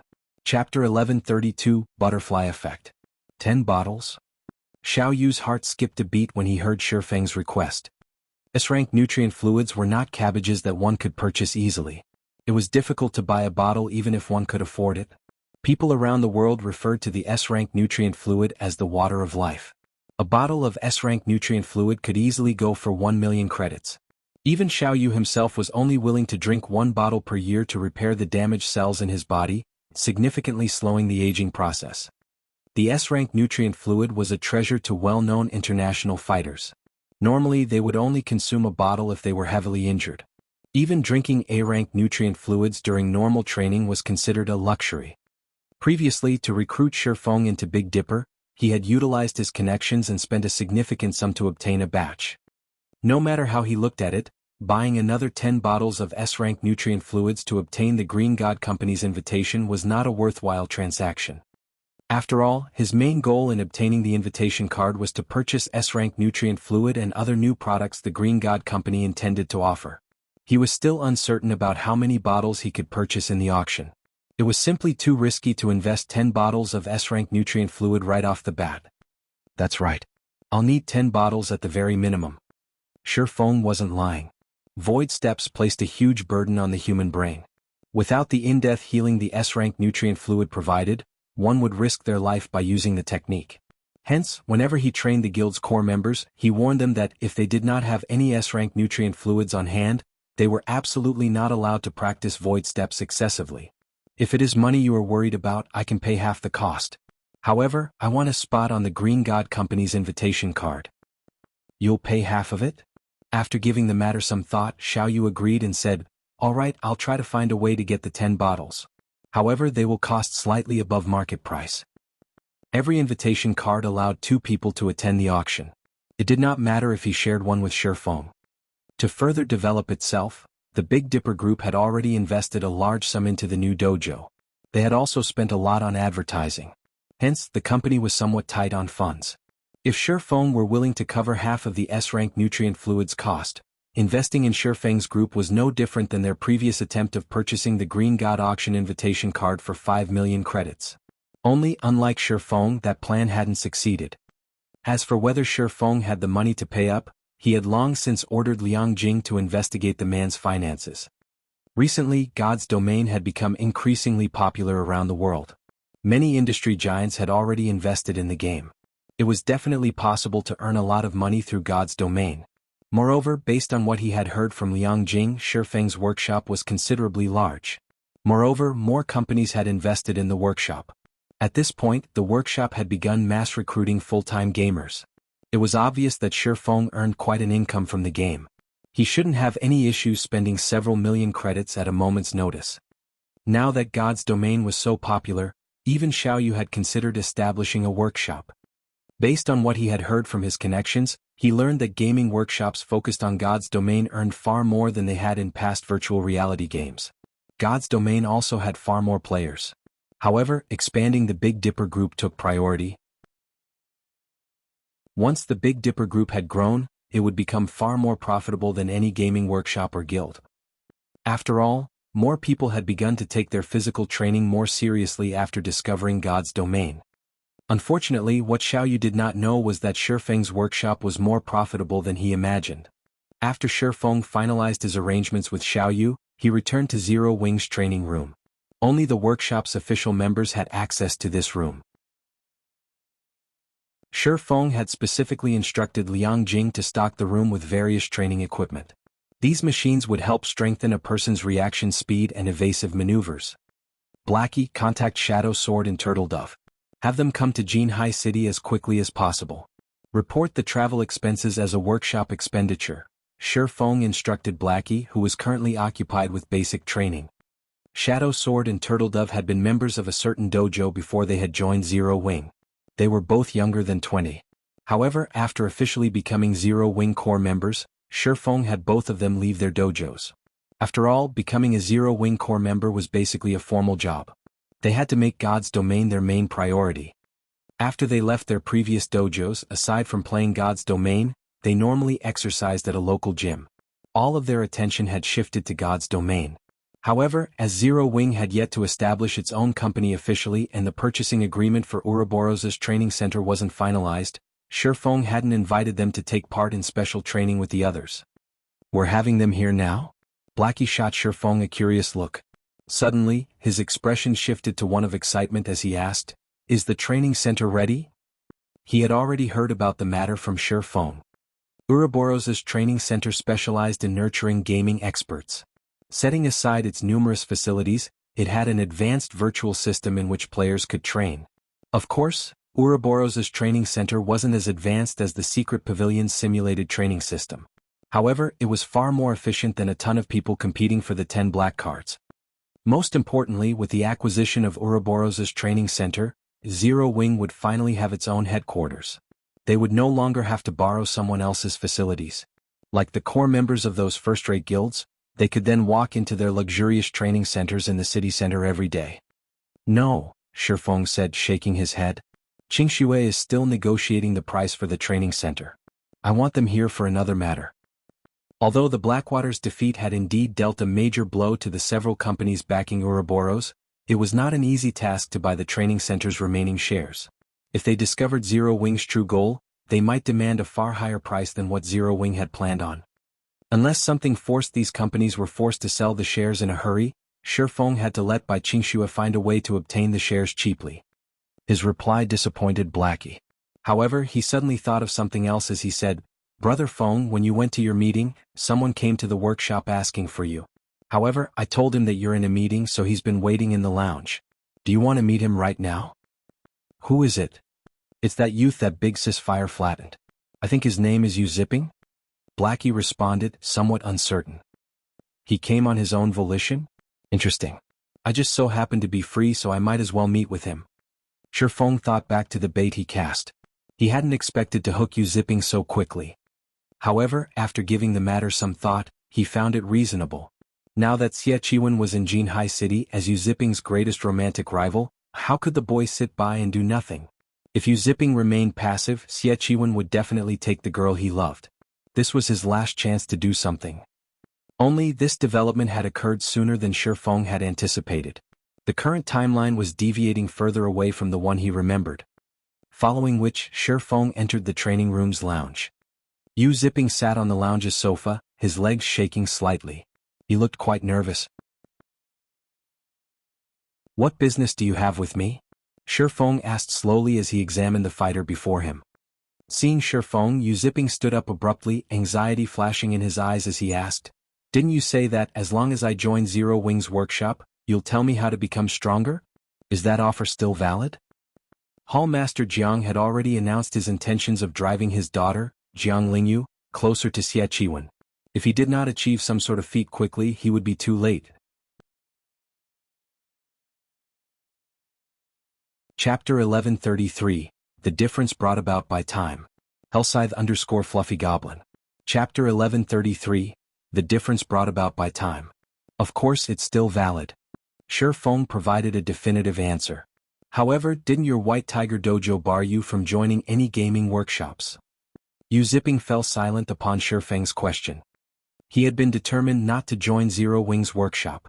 After all, he was recognized as an elite member in the White Tiger Dojo. If given enough time, he would gain Hall Master Jiang's recognition. However, Xie Chiwen's sudden appearance in Jianghu City significantly reduced the time he had to make any notable achievements. Xie Chiwen was already a well-known national fighter. Now, the White Tiger Dojo's main branch had decided to cultivate Xie Chiwen and prepare him for the international stage. On the other hand, he hadn't even reached the national threshold. With Hall Master Jiang's personality, he definitely had no hopes of furthering his relationship with Jiang Lingyu. Right now, his only way of getting Hall Master Jiang's recognition was to grow a lot stronger within a short time. At the very least, he needed to become a fighter on the national level. Only then would Hall Master Jiang even consider handing his daughter over to him. To build his strength quickly, the only way he could think of was by joining Zero Wing's workshop. There wasn't actually a rule or regulation in the White Tiger Dojo that disallowed joining a gaming workshop, and growing stronger was far more important than violating Gan Xingting's rules. If I join Zero Wing's workshop, how much stronger can I become within a month? Yu Ziping was desperate to grow stronger. However, he was suspicious about how much stronger the Zero Wing workshop could help him become. I knew you would ask something like this. Since you're curious, how about you spar with one of our workshop's new members? Shi Feng suggested, chuckling. Fortunately, you're already familiar with this person. Someone I am familiar with? Yu Ziping gave Shi Feng a skeptical look. Follow me. Shi Feng did not bother to explain as he left the lounge. Yu Ziping promptly followed him, curious about his opponent. In the White Tiger Dojo, his status was relatively high. Not only had he become an intermediate disciple at the young age of 18, but he even ranked near the top among intermediate disciples. He was only a short time from becoming an advanced disciple. If he became an advanced disciple in the White Tiger Dojo at his age, he would definitely qualify to participate in the National Youth Fighting Competition. Inside Zero Wing's training room, many of Zero Wing Workshop's new members were preoccupied with their basic training. When they noticed Shi Feng lead an indifferent youth into the room, they stopped and looked at Yu Ziping curiously. Who's that? A new member? No, I know that guy. He was one of the fighters that came to the dojo to make trouble, but got a beating from Big Sis Fire instead. What unfortunate fools. Big Sis Fire never shows mercy in a fight. She is exactly like Instructor Lei in this aspect. Do you think that guy is looking to challenge Big Sis Fire again? Everyone in the training room had their assumptions about Yu Ziping's intentions. As for whether Yu Ziping had any chance of actually defeating Fire Dance, the thought never even entered their minds. In their eyes, Yu Ziping would need a miracle to survive against the woman for longer than 5 seconds. As for the youth defeating Fire Dance, had anyone ever seen an ordinary human win against a monster before? After Shi Feng entered the training room, he turned to a slim youth that looked to be roughly 20 years old and said, "Lu Xiu, come over here for a second. We'll be testing your strength today." Understood. Lu Xiu hurriedly responded. Lu Xiu. When Yu Ziping saw Lu Xiu walking over, the youth wore a strange expression. Previously, when they had shown up to make trouble for the Big Dipper Dojo, Lu Xiu had chosen to leave the White Tiger Dojo and take part in the Zero Wing Workshop's test. As an intermediate disciple of the White Tiger Dojo, Yu Ziping was very familiar with Lu Xiu's standards. The latter was just barely as strong as an intermediate disciple. Hence, he had been happy about Lu Xiu's decision to leave the dojo. After all, not everyone could succeed in the world of fighting. Lu Xiu might have a better future if he joined a gaming workshop instead. However, when he realized that Shi Feng had selected Lu Xiu to be his opponent, he found the matter laughable. Just how much did Shi Feng underestimate him? "Alright, you two, get in the arena. Your time limit is 3 minutes, Shi Feng instructed, not explaining further. Shi Feng's words instantly attracted everyone's attention. Blackie merrily shouted, "We have a good show coming up. I'll be the bookkeeper. The betting ratio is 1 to 5. Whoever bets on Yu Ziping will get 5 times their wager if he wins. Don't miss this opportunity." "Alright, I'll bet on Lu Xiu. I'll bet on Lu Xiu as well. I'll bet 1 bottle of 100-berry wine on Lu Xiu's win." In the end, nobody bet on Yu Ziping. Blackie's expression twisted. However, among those present, Yu Ziping had the ugliest expression. He was only a step away from becoming an advanced disciple in the White Tiger Dojo, yet in the eyes of these gamers he seemed to be some random passerby not worth their attention. Lu Xiu felt an immense pressure on his shoulders. Similar to Yu Ziping's familiarity with his strengths, he too understood Yu Ziping's power. He had never imagined that Shi Feng and Zero Wing Workshop's core members expected him to win. No matter how he thought about it, that was impossible. Upon seeing both fighters in their positions, Shi Feng shouted, "Begin! Lu Xiu, don't hold back and show me everything you've got. I'm curious to see what you've accomplished in the Zero Wing Workshop since you've joined," Yu Ziping told Lu Xiu seriously.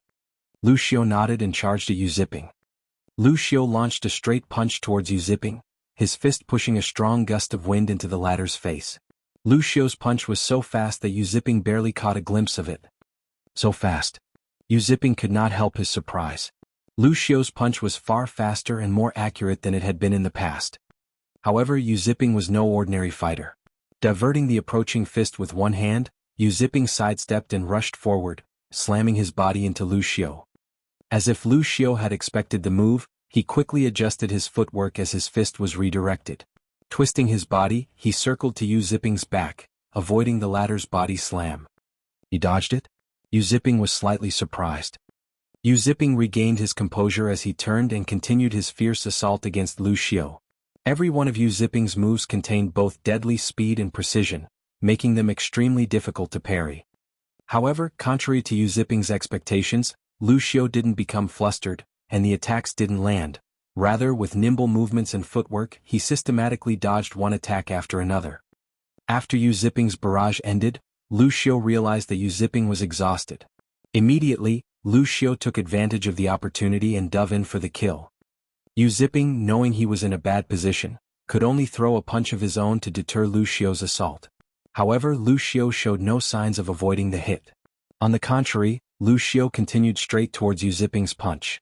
As Yu Ziping's fist was about to collide with Lu Xiu's face, however, the latter abruptly tilted his head. Yu Ziping's fist brushed past Lu Xiu's cheek, leaving a bloodied cut. However, this allowed Lu Xiu to move into Yu Ziping's guard. Combining his speed and strength, Lu Xiu sent an open palm strike at Yu Ziping's neck. This strike forced Yu Ziping to retreat by 3 steps, feeling a little faint. Meanwhile, Lu Xiu took this opportunity to land another palm strike on his opponent's chest. Immediately, the attack sent Yu Ziping sprawling to the ground. The victor of this match, Lu Xiu. From the start of the match to Yu Ziping's collapse, Lu Xiu felt as if he had been dreaming. He had the weird feeling that Yu Ziping had gone easy on him. Why else would Yu Ziping have had so many holes in his defense? Moreover, in Lu Xiu's opinion, Yu Ziping's attack methods had been monotone. It was as if Yu Ziping had begged him to dodge the attacks. However, in Shifeng's opinion, Lu Xiu's win wasn't unexpected. Since joining Zero Wing, Lu Xiu had experienced many life-or-death battles. He also frequently attended Lei Bao's training sessions. Both provided plenty of combat experience. Lu Xiu also used to be one of the White Tiger Dojo's intermediate disciples. In terms of his physique, he wasn't any weaker than Yu Ziping. Lu Xiu had simply lacked combat experience. However, during his time in Zero Wing, Lu Xiu had accumulated far more combat experience than Yu Ziping. Yu Ziping's defeat wasn't unusual. The first thing Yu Ziping saw after regaining consciousness was Lu Xiu. How did he improve so much so quickly? A bitter feeling swam in his heart as he looked at Lu Xiu. He knew why he had been defeated. The fight might have looked like a deadlock, but the difference in their combat experience was simply too vast. Right now, Lu Xiu moved like an expert that had lived through hundreds of battles. Lu Xiu may even possess more combat experience than the White Tiger Dojo's advanced disciples. Yet, how much time had passed since Lu Xiu had joined the Zero Wing workshop? How could he have gained that much combat experience in such a short time span? You've seen how much Lu Xiu has improved for yourself. What do you think of my place now? Shifeng asked, laughing. Will you really teach me everything if I join Zero Wing's workshop? Yu Ziping asked anxiously. He stared at Shifeng with anticipation. Shifeng could not help but sigh ruefully at the tense Yu Ziping. No one would ever have imagined that this youth before him would actually become the Tier 5 berserker known as Silent Blade. Yu Ziping was just as talented as Xie Qiwen. However, Xie Qiwen was slightly older and had a far stronger family background. If one wanted to improve their physique rapidly, intense training wasn't enough. A fighter also needed to replenish the energy they consumed. Even the most common C-rank nutrient fluid cost 400 credits. Fighters who trained arduously every day needed at least 1 bottle per day. That meant that one would have to spend 12,000 credits on C-rank nutrient fluids in a single month. Ordinary households couldn't afford that expenditure. There was even less need to mention B-rank nutrient fluids, which cost 1,000 credits per bottle. Dojos and training centers were only willing to sign contracts with and nurture people with outstanding talent. Ordinary members wouldn't have access to the privilege. However, even contracted members only received C-rank nutrient fluids. Only those geniuses would be given B-rank nutrient fluids. As for Yu Ziping, the White Tiger Dojo had only offered him an ordinary contract, providing 1 bottle of C-rank nutrient fluid each day. However, Xie Qiwen was different. Xie Qiwen did not even need the support of the White Tiger Dojo as his household provided A-rank nutrient fluids to fine-tune his body. A-rank nutrient fluids cost 10,000 credits per bottle. Not only were A-rank nutrient fluids capable of healing injuries that normally went unnoticed, but they could also develop a person's brain cells. Even if Yu Ziping and Xie Qiwen were equally talented, the difference in their strengths at the end of the day was like the difference between heaven and earth. Furthermore, Xie Qiwen's household had invited powerful fighters and instructors to help the man gain a plethora of combat experience. Aside from talent, Yu Ziping was weaker than Xie Qiwen in almost every aspect. How could he possibly be a match for Xie Qiwen? Meanwhile, Jiang Tianyuan, Jiang Lingyun's father, highly valued strength. It was only a matter of course for him to choose Xie Qiwen. Chapter 1134. Test Evaluation. Hellscythe_Fluffy Goblin. Chapter 1134. Test Evaluation. Noticing Shifeng's long moment of silence, Yu Ziping grew nervous. Yu Ziping had already seen how much Wuxia had improved. Despite having recently joined the Zero Wing workshop, Wuxia could display strength like never before. If Yu Ziping told the other White Tiger Dojo members about this, nobody would believe him. In any case, he was now sure that, by joining and training in the Zero Wing workshop, he could become strong enough to get a ticket to the National Youth Fighting Competition before this year's qualifiers. If he improved sufficiently, his results might even be quite good. Although he still wouldn't be a match for Xie Qiwen with the advantage of his age, Hallmaster Jiang would, more or less, consider giving Yu Ziping his daughter instead of outright rejecting him. If you join Zero Wing's workshop, you won't miss out on any training. Before that, however, we have to see whether or not you can pass the workshop's test. Based on your performance, you'll be offered a corresponding contract, Shifeng explained. Of course, Wuxia's standards are already quite high. He has already become a reserve corps member in our workshop, and we're providing various benefits to nurture him. Above that are the reserve main force member slots. If you achieve that standard, you'll receive even heavier emphasis from the workshop. The resources we'll invest in you at that time will definitely surprise you. To put it simply, what benefits you receive are up to you. However, one thing to note is that the higher your position is, the greater the workshop's restrictions will be. If you become one of the workshop's reserve main force members, you'll need to leave the White Tiger Dojo and focus on the workshop. Yu Ziping nodded in response, not particularly surprised by Shifeng's explanation. He had no intentions of becoming a reserve main force member. He was fine with becoming a reserve corps member. This way he could continue his development in the White Tiger Dojo. Following which, Shifeng had Blackie lead Yu Ziping to take the foundation tests. The workshop's tests were very simple. They tested for an applicant's reaction speed, observation, and judgment. As long as they performed well in these aspects, even if they had never received training from a gaming guilds before, they could get by fairly well in God's domain. Once Zero Wing nurtured these people, both in the game and in the real world, they could very quickly become fifth-floor experts in the trial tower. Shifeng had always planned for his guild to walk the path of the elite. Hence, he was very strict when recruiting internal members. Zero Wing's evaluations fell into 5 grades: D, C, B, A, and S. Various large guilds had created these grades in the past during their own internal member recruitment. It was a standard method. Those who earned a D grade were considered ordinary. Generally, large guilds only picked people who earned a C when recruiting internal members. In other words, people who were slightly more than ordinary in the various aspects. This way, these guilds' investments had a higher likelihood of greater return. To become a super guild's internal member, one generally needed to earn a B in their evaluation. Although the difference was only 1 rank, a B grade player could easily defeat a C grade player of the same level. This was similar to the wooden barrel theory. The amount of water a wooden barrel could contain was not determined by the longest plank of wood. Rather, it depended on the shortest plank of wood. This was also why, despite there being countless people applying to join super guilds as internal members each year, very few actually managed it. The internal members Zero Wing recruited were separated into 2 groups. To become a core member, one needed to earn a high C. Meanwhile, main force members needed a B at the very minimum. The guild had very few members who had earned an A. Even super first-rate guilds and super guilds hungered for such talent, much less Zero Wing. After Yu Ziping completed his test, Blackie ran to Shifeng and handed him Yu Ziping's results. "Brother Feng, this Yu Ziping kid is really impressive. His scores are the highest I've ever seen. Based on your tests, he actually managed to score a high A in everything. His observational skills even earned an S, Blackie reported excitedly. It seems that he should be quite talented in God's domain. However, his future achievements will depend on him. Shi Feng chuckled as he read the results the system had provided. This outcome didn't surprise him in the least. After all, Yu Zipping had been a Tier 5 berserker in the past. At his peak, he had even ranked 58th on the God's Domain experts list. Players who had earned such high ranks at that time were of much higher quality than present players. After all, God's Domain had been a second world for people back then. Far more experts had competed with each other in the game. Placing within the top 60 ranks had been dozens of times more difficult than it was now. If not for the fact that Yu Zipping had joined God's Domain later than others, he might have achieved an even higher rank.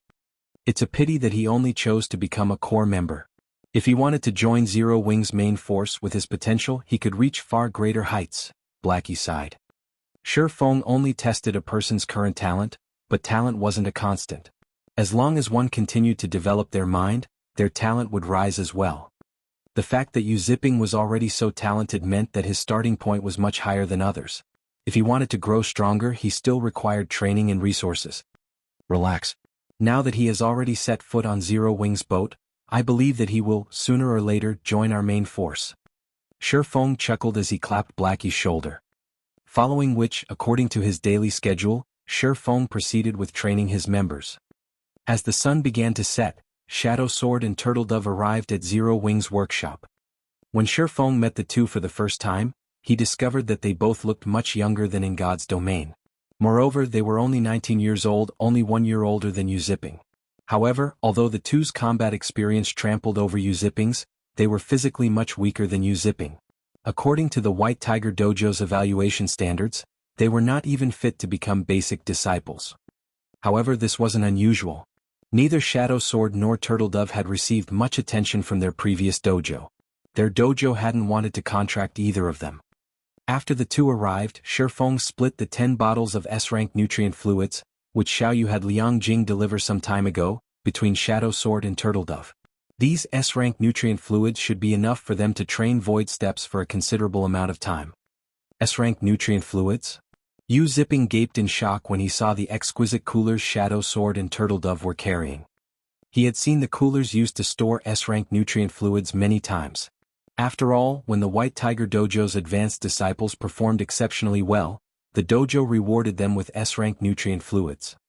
As far as he could remember, the last time the dojo awarded S-rank nutrient fluids was when one of the geniuses at the main headquarters got 10th place in the National Youth Fighting Competition.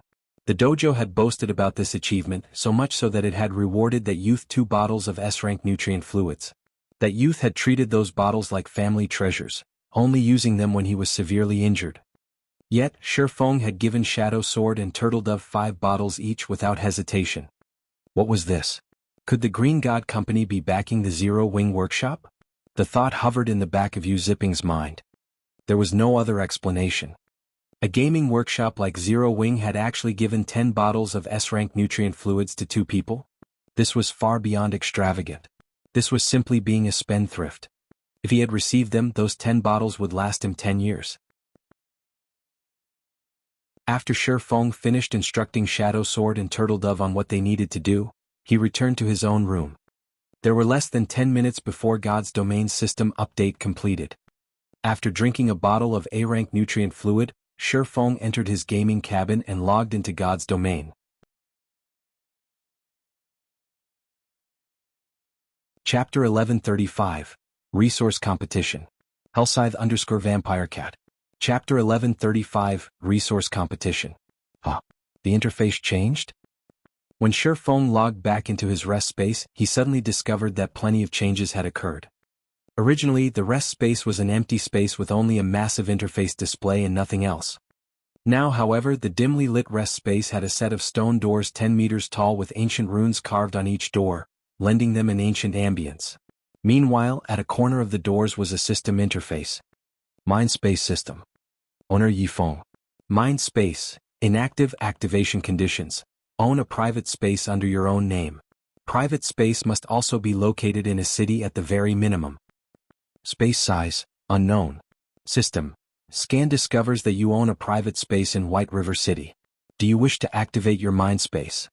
The system has already been updated to such a degree? Shifeng could not help but sigh as he looked at the familiar set of stone doors. The previous system update had introduced the mind space system but had not actually applied it to God's domain. Only the related files had been added into the game, so that the main God system could gradually phase it into the game. At the same time, the addition could also attract the attention of the various international corporations and let them know about God's domain's uniqueness. However, after the update this time, the mind space system could be said to have truly been activated. From now on, as long as players had a private space of their own in the game, they would be able to activate their mind space.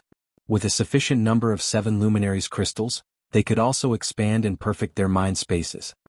The mind space was different from God's domain. In God's domain, players could connect to the official forums to search for relevant information there but nowhere else. However, inside the mind space, players could connect directly to the internet. Whether it was for work or shopping, players could do all that through their mind space. Players could even contact mobile phones in the real world and engage in conversation. In addition, players could change the environment in the mind space to their liking, creating their own virtual world. Most importantly, the mind space shared the same flow of time as God's domain. In the mind space, one could enjoy twice the amount of time they had in the real world. Moreover, the flow of time in the mind space could also be sped up further, though at a very huge cost. In a limited life, who did not want to live longer? The official activation of the mind space system meant that the competition for resources in God's domain had also officially begun. In the future, competition in God's domain definitely would not be as peaceful as before. It would even become normal for everyone to fight over the 7 luminaries crystal while disregarding all costs. And to contest for more 7 luminaries crystals, everyone would definitely continuously strengthen themselves, which would intensify the competition over weapons, equipment and tools in turn. Shifeng grew worried just thinking about what was about to come. Nevertheless, now that the era of resource competition had begun, he had no choice but to get his hands on some of the 7 luminaries crystals that he knew the whereabouts of as soon as possible. However, it was also not that easy to get these 7 luminaries crystals. 7 luminaries crystals were exceedingly rare in God's domain. Even an entire kingdom would have only a limited amount. Most importantly, unlike magic crystals, 7 luminaries crystals could not be stored in a player's bag space, nor could they be transported via teleportation arrays. Players could only carry them by hand or by transport carriages. However, many variables could occur when one was conveying 7 luminaries crystals over long distances. Robbery by incomparably powerful NPCs would not be surprising. After all, 7 luminaries crystals were equally important items to NPCs. However, in Shifeng's opinion, the most criminal setting placed by the main god system would still have to be the fact that 7 luminaries crystals could not be disguised. The 7 luminaries crystal contained mana of extremely high purity and density. Just its presence alone could cause a change to the ambient mana, which allowed players and NPCs to discover it readily. Without a sufficiently powerful transport team, even if one managed to obtain some 7 luminaries crystals, the crystals would not reach their intended destination. Many of the transport teams Shifeng led in the past, which carried 7 luminaries crystals, had been robbed by Tier 4 and Tier 5 NPCs. He had to admit that this was the pitiful aspect of small guilds. This was also precisely the reason why Apex experts had gained importance in the past, and why nurturing Apex experts became essential for the various large guilds. Following which, Shifeng chose to activate his mind space. The instant he activated his mind space, the massive stone doors began shattering. Chunks of stone fell one after another, revealing bronze metal behind them. When all the stone was gone, a set of bronze doors had replaced the set of stone doors. Meanwhile, the divine runes carved on the doors began radiating a faint golden glow. Immediately after, a change occurred to the system interface. Honor Yifeng. Mind space, active. Space level, bronze, 3,000 units of 7 luminaries crystals will be required to upgrade to secret silver rank. Space size, 0, every additional cubic meter will require 1 unit of 7 luminaries crystals. 7 luminaries crystals. 0, after scanning, it is discovered that you have no 7 luminaries crystals in your private space. After taking a glance at the interface, Shifeng promptly chose to enter God's domain. Although his mind space was already active without any 7 luminaries crystals, it was equivalent to non-existent. Currently what he needed to do was gather 7 luminaries crystals and deliver it to his private space. In God's domain, aside from lacking powerful experts, another aspect where small guilds were inferior to large guilds was the amount of land they owned. As 7 luminaries crystals could be stored only in one's private space, the more land one possessed, the easier it would be to transport the crystals. However, the main god system had also implemented a corresponding restriction to this matter. For bronze spaces, the private spaces they were bound to in God's domain could be changed only once every 20 days. This prevented guilds that possessed a large number of lands from gaining too great an advantage. When Shifeng entered the game, he found himself alone inside the armory. Nobody else had logged back into the game yet. He expected that the others were taking a look at the officially activated mindspace system. With all the traps in the armory disabled, Shifeng walked straight to the stone altar. Previously, Fire Dance had managed to disable the master trap only at the very last second. Everyone was forcibly logged out of the game before they could even get a glimpse at what was on the stone altar. Shifeng was very curious to find out what exactly the trap had been protecting. Despite the rarity of master traps even in the inner area of the Fallen Ark, they actually found one in the armory located in the Ark's outer area. Without a doubt, the item on the altar was extraordinary. Walking forward, Shifeng sent a glance at the altar. Nothing particularly remarkable lay on the altar, only a glass bottle and some scattered designs covered in dust. Following which, Shifeng blew away the dust and carefully held up the glass bottle and designs. He was immediately stunned by what he saw. A small sailboat? Shifeng could not believe his eyes right now. In God's domain, speedboats were mainly meant for individual players. A small sailboat, on the other hand, was intended for teams. A bronze small sailboat was even more valuable than the Swift Dragon speedboat. In terms of maritime combat power, the small sailboat was far superior. Meanwhile, the small sailboat before him was Mysterious Iron Rank.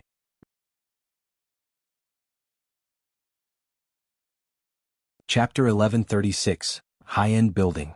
Hellscythe_Fluffy Goblin. Chapter 1136, High-End Building. Shifeng was dazed as he stared at the ancient bottle in his hand. He had to admit that time could erode everything. The glass bottle storing the small sailboat was extremely high quality, crafted of epic ranked materials. However, the bottle had been in this armory since the Great Ancient War. After so much time, even epic materials would start to disintegrate. As a result, Shifeng could only see the small sailboat's information. He couldn't actually use it. Hurricane sailboat, small sailboat, Mysterious Iron Rank. Maximum capacity, 150 people. Durability 1,000/1,000. Item storage when liberated, 8,000 bag space slots and 100 non-bag space slots. Additional active skill 1-. Triple shield. Absorbs up to 1,300,000 damage for 5 minutes. Cooldown 15 minutes. Additional active skill 2-. Double destruction cannon, 2,000 yard range. Deals divine damage to a radius of 20 yards. Cooldown, 1 minute. 4 cannons are currently equipped. Up to 6 cannons can be equipped. Additional active skill 3-. Hurricane Frost Field. Reduce the movement speed of all lifeforms and objects outside of the hurricane sailboat within a radius of 200 yards for 4 minutes. Cooldown, 30 minutes. Each activation costs 60 magic crystals. Additional active skill 4-. Mana Conversion. Converts mana into motion, increasing movement speed by 40%.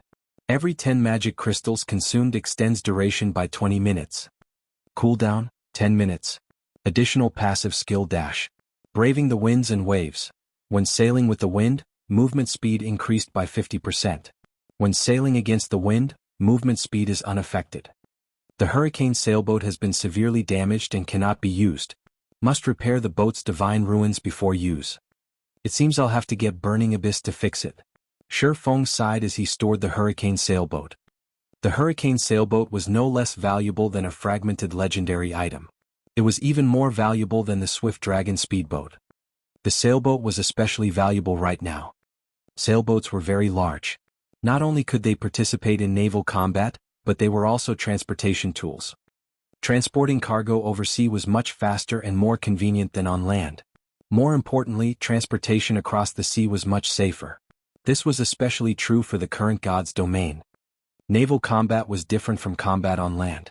While players' role in these battles was important, the ship they used was the more so.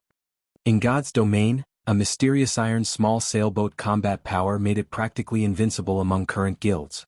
The sailboat could even deal with troublesome sea monsters. After storing the hurricane sailboat, Shifeng shifted his gaze towards the designs. Although the designs were somewhat damaged due to the passing of time, Shifeng could discern their information. 4 Towers of Elements.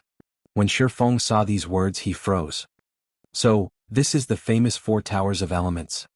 Shifeng's eyes glowed with excitement as he examined the designs, nearly losing his grip on the papers. While the 4 Towers of Elements name seemed ordinary, in the various libraries around God's domain, it was also known as the Elemental Towers. The 4 Towers of Elements was a defensive structure that combined 4 towers that harnessed the power of the 4 major elements: earth, water, wind, and fire.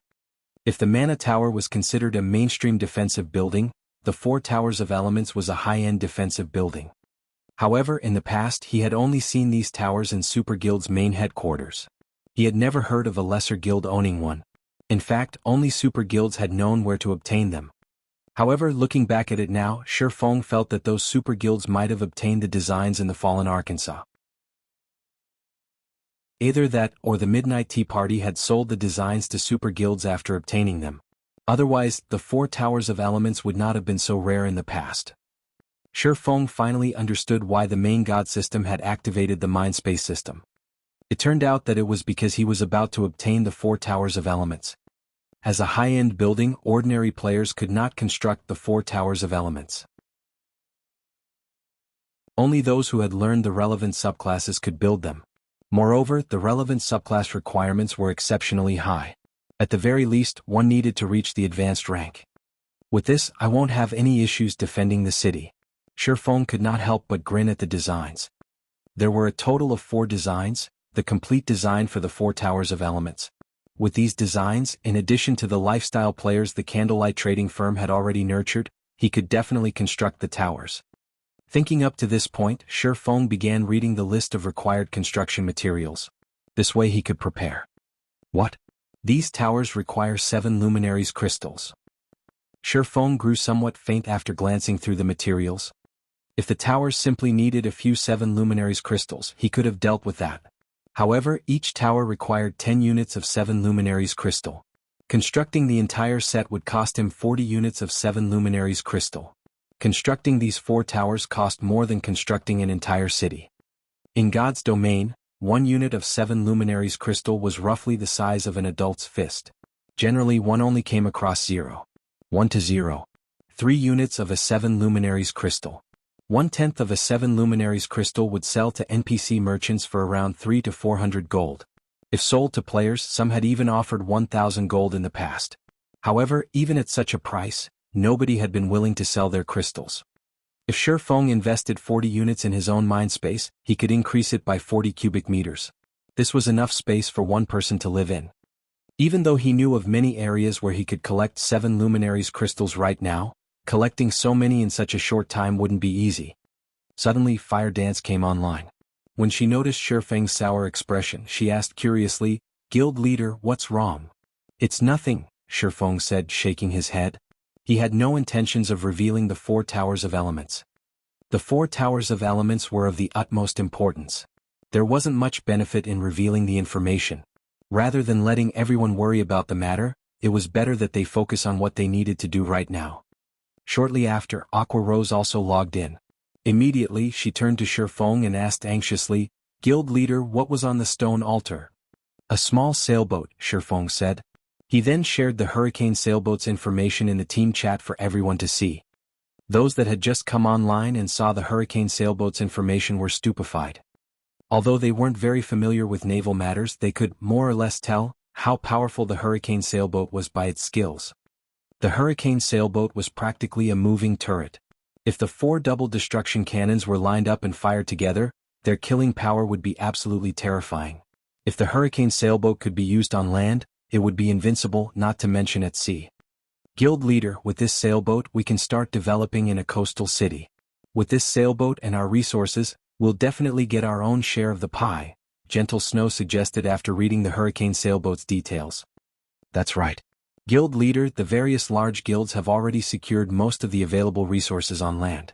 We have to waste a lot of time and effort to contest for those resources. We might as well shift a portion of our focus to the sea. There are not many cities out at sea, so the various guilds are slow in developing their maritime strength. There are still a lot of locations free of guilds' control. With this small sailboat, we can definitely compete with the guild's current and coastal cities. Aqua Rose very much agreed with Gentle Snow's proposal. Both Aqua Rose and Gentle Snow were members of the guild's management team. They possessed far more information than others.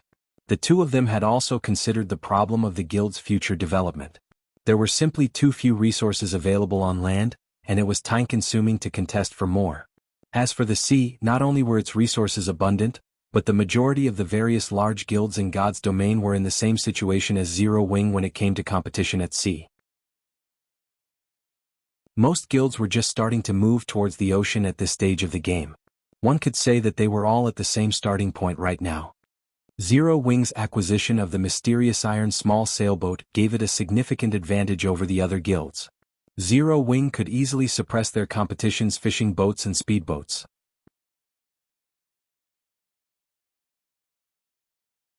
Chapter 1137.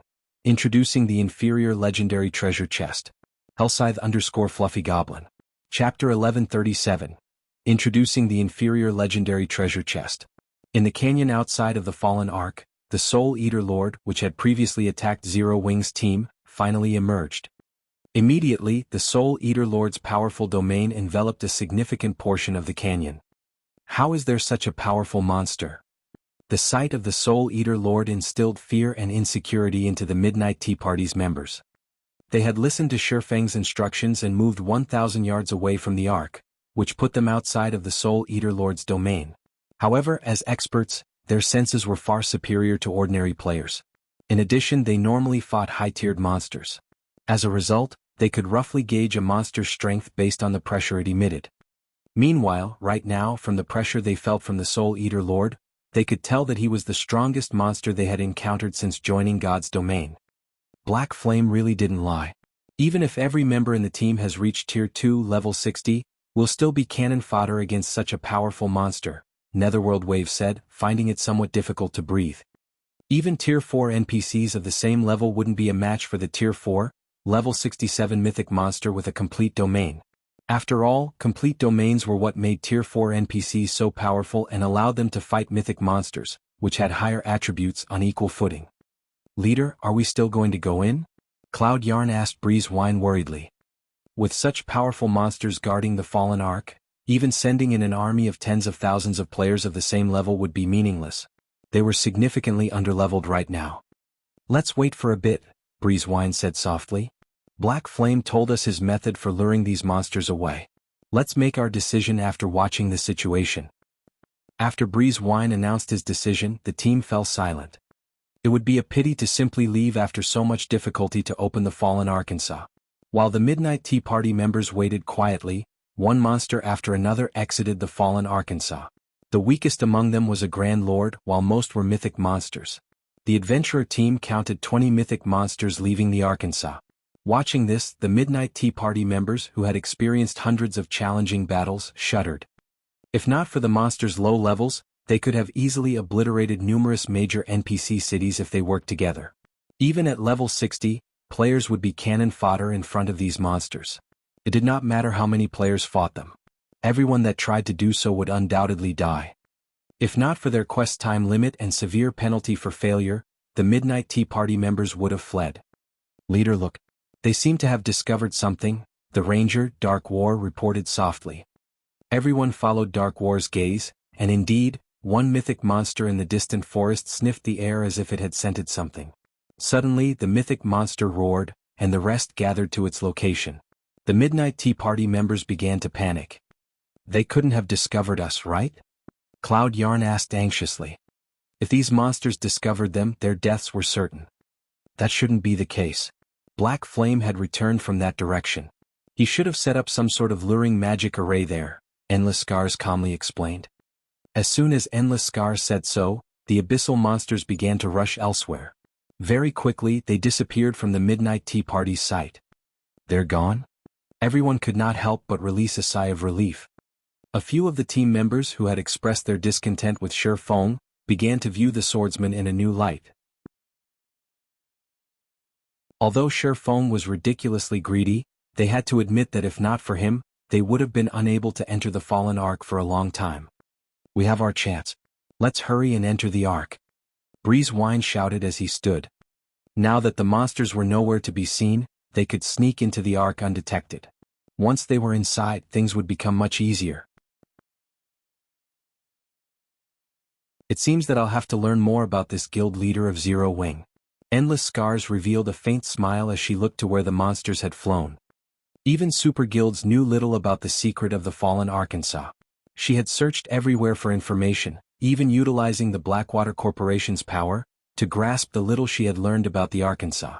And yet, the guild leader of a newly developed guild knew far more about the fallen Ark than she did. One could see just how extraordinary Shi Feng was. Zero Wing was definitely not as simple as she had imagined. As the abyssal monsters moved away from the fallen Ark, Shi Feng led the Zero Wing team to the Ark's inner region. He had finally made it into the fallen Ark after so much trouble. He could not simply leave after looting a single armory. Furthermore, the fallen Ark's truly valuable items lay in the inner region. However, as they ventured deeper, they encountered many traps. Even after the traps were disabled, new traps appeared in their place after a certain amount of time. In addition, due to the recent system update, the traps had become far more difficult and risky to disable. Any mistake could trigger the traps. It might be fine if it were weak, as triggering the trap wouldn't result in an instant death. However, if they triggered a stronger trap, it could result in a team wipe. As a result, Shi Feng's group progressed very slowly through the Arkansas. Fortunately, Shi Feng had the Fallen Ark map. The map depicted which areas within the Ark were riddled with traps and which were not. Not only could they choose the safest path, but they would also know if they were about to walk into one. They didn't need to be on high alert constantly. Finally, after over an hour advancing through the Ark, the team reached the inner region. Following which, Shi Feng had everyone stand by and wait for orders as traps riddled this area. Their only option was to let Fire Dance explore. As Fire Dance still held the Icarus's heart Shi Feng had given her, she could explore the inner region somewhat safely. Anyone else that tried to do so would only be looking to die. Fortunately, we dealt with the traps in the armory before the system update began. Otherwise, the stone altar's trap would have killed us already, Flying Shadow said, his heart fluttering with fear. Previously, when he had disabled an advanced trap, he had very nearly lost his life when he triggered the trap by mistake. Fortunately, Violet Cloud had reacted quickly and immediately cast Truth Shield on him. In the end, the trap had only wounded him, leaving him with only 2000 HP. That's right. Guild leader is really amazing. If not for sensing that the system update would affect traps, we wouldn't have obtained the hurricane sailboat. Cola said laughing. Shi Feng hadn't expected to acquire the hurricane sailboat either. However, he agreed with Gentle Snow and Aqua Rose's suggestion. Hence, he made some slight adjustments to his plans. Before obtaining the hurricane sailboat, Shi Feng had planned to develop an ocean-viewing town slowly.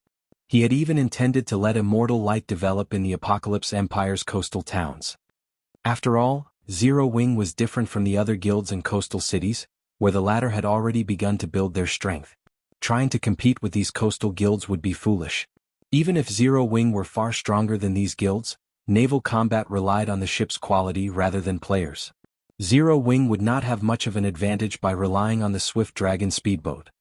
Coastal cities were very different from coastal towns. Coastal cities possessed large shipyards. They also had plenty of high-ranking rare quests that could help players to obtain powerful ships. Otherwise, Phoenix Rain, the pavilion master of a super first-rate guild, would not have bothered cooperating with a first-rate guild like Firmament. She had done so because Firmament had taken over a major NPC coastal city very early in the game. Even some super guilds feared its strength at sea. Hence, Shi Feng now planned to occupy a major NPC coastal city. Guild leader, I discovered a forging hall. I can see an inferior legendary treasure chest inside the hall. Fire Dance excitedly announced in the team chat.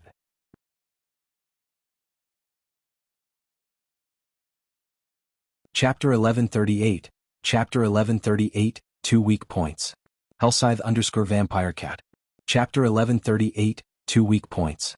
An inferior legendary treasure chest in the forging hall? Shifeng's heart began beating rapidly when he heard this. In the past he had never even seen an epic treasure chest, only ever heard about it through rumors. As for inferior legendary treasure chests, their existence in God's domain was only player speculation. Nobody would say for certain that such treasure chests even existed in the game. After all, as long as one's luck was not extremely bad, they could get a fragmented legendary item from an inferior legendary treasure chest. Without exaggeration, a single fragmented legendary item could change the fate of a player in God's domain. In God's domain, the large guilds were fully capable of obtaining epic items, in relatively high quantities. However, not every large guild possessed fragmented legendary items. Even 10 years after God's domain's launch, first-rate guilds only had a handful of such items at most. Meanwhile, guilds would definitely dispatch a lot of players to guard their experts wielding these fragmented legendary items. The reason for this was very simple: fear of an ambush by other Apex experts wielding fragmented legendary items. Although their own experts possessed extremely frightening strength, with appropriate counters, the enemy could still take them out. Hence, these guilds would dispatch expert teams to prevent unexpected incidents from happening. Even so, many such ambushes still occurred in God's domain every day. One could see just how desperate the large guilds were towards fragmented legendary items. Shifeng never imagined that, shortly after entering the inner area of the Fallen Ark, he would actually come across such a harvest. The Fallen Ark was even more amazing than the rumors had made it out to be. However, after giving the matter some thought, he found it reasonable. Back then, some people had already entered the Fallen Ark prior to the public's discovery of it and had definitely cleaned out the treasures inside. Moreover, the super guilds that had cleared out those ancient abyssal monsters must have looted the Ark as well. By the time other players were able to swarm into the Ark, the treasures remaining were extremely few, but still extraordinarily amazing. Now that his team was the first to explore the Fallen Ark, it was not surprising that they came across an inferior legendary treasure chest, which he had never seen in the past. When everyone heard Fire Dance say so, flames of passion flared up in their eyes. Even epic items were exceedingly rare right now. If they could obtain a fragmented legendary item, it would truly be a game-changer for Zero Wing.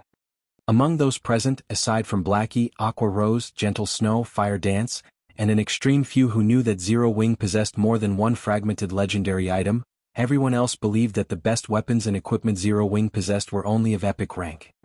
"What's the situation over there?" Shifeng asked softly after calming himself.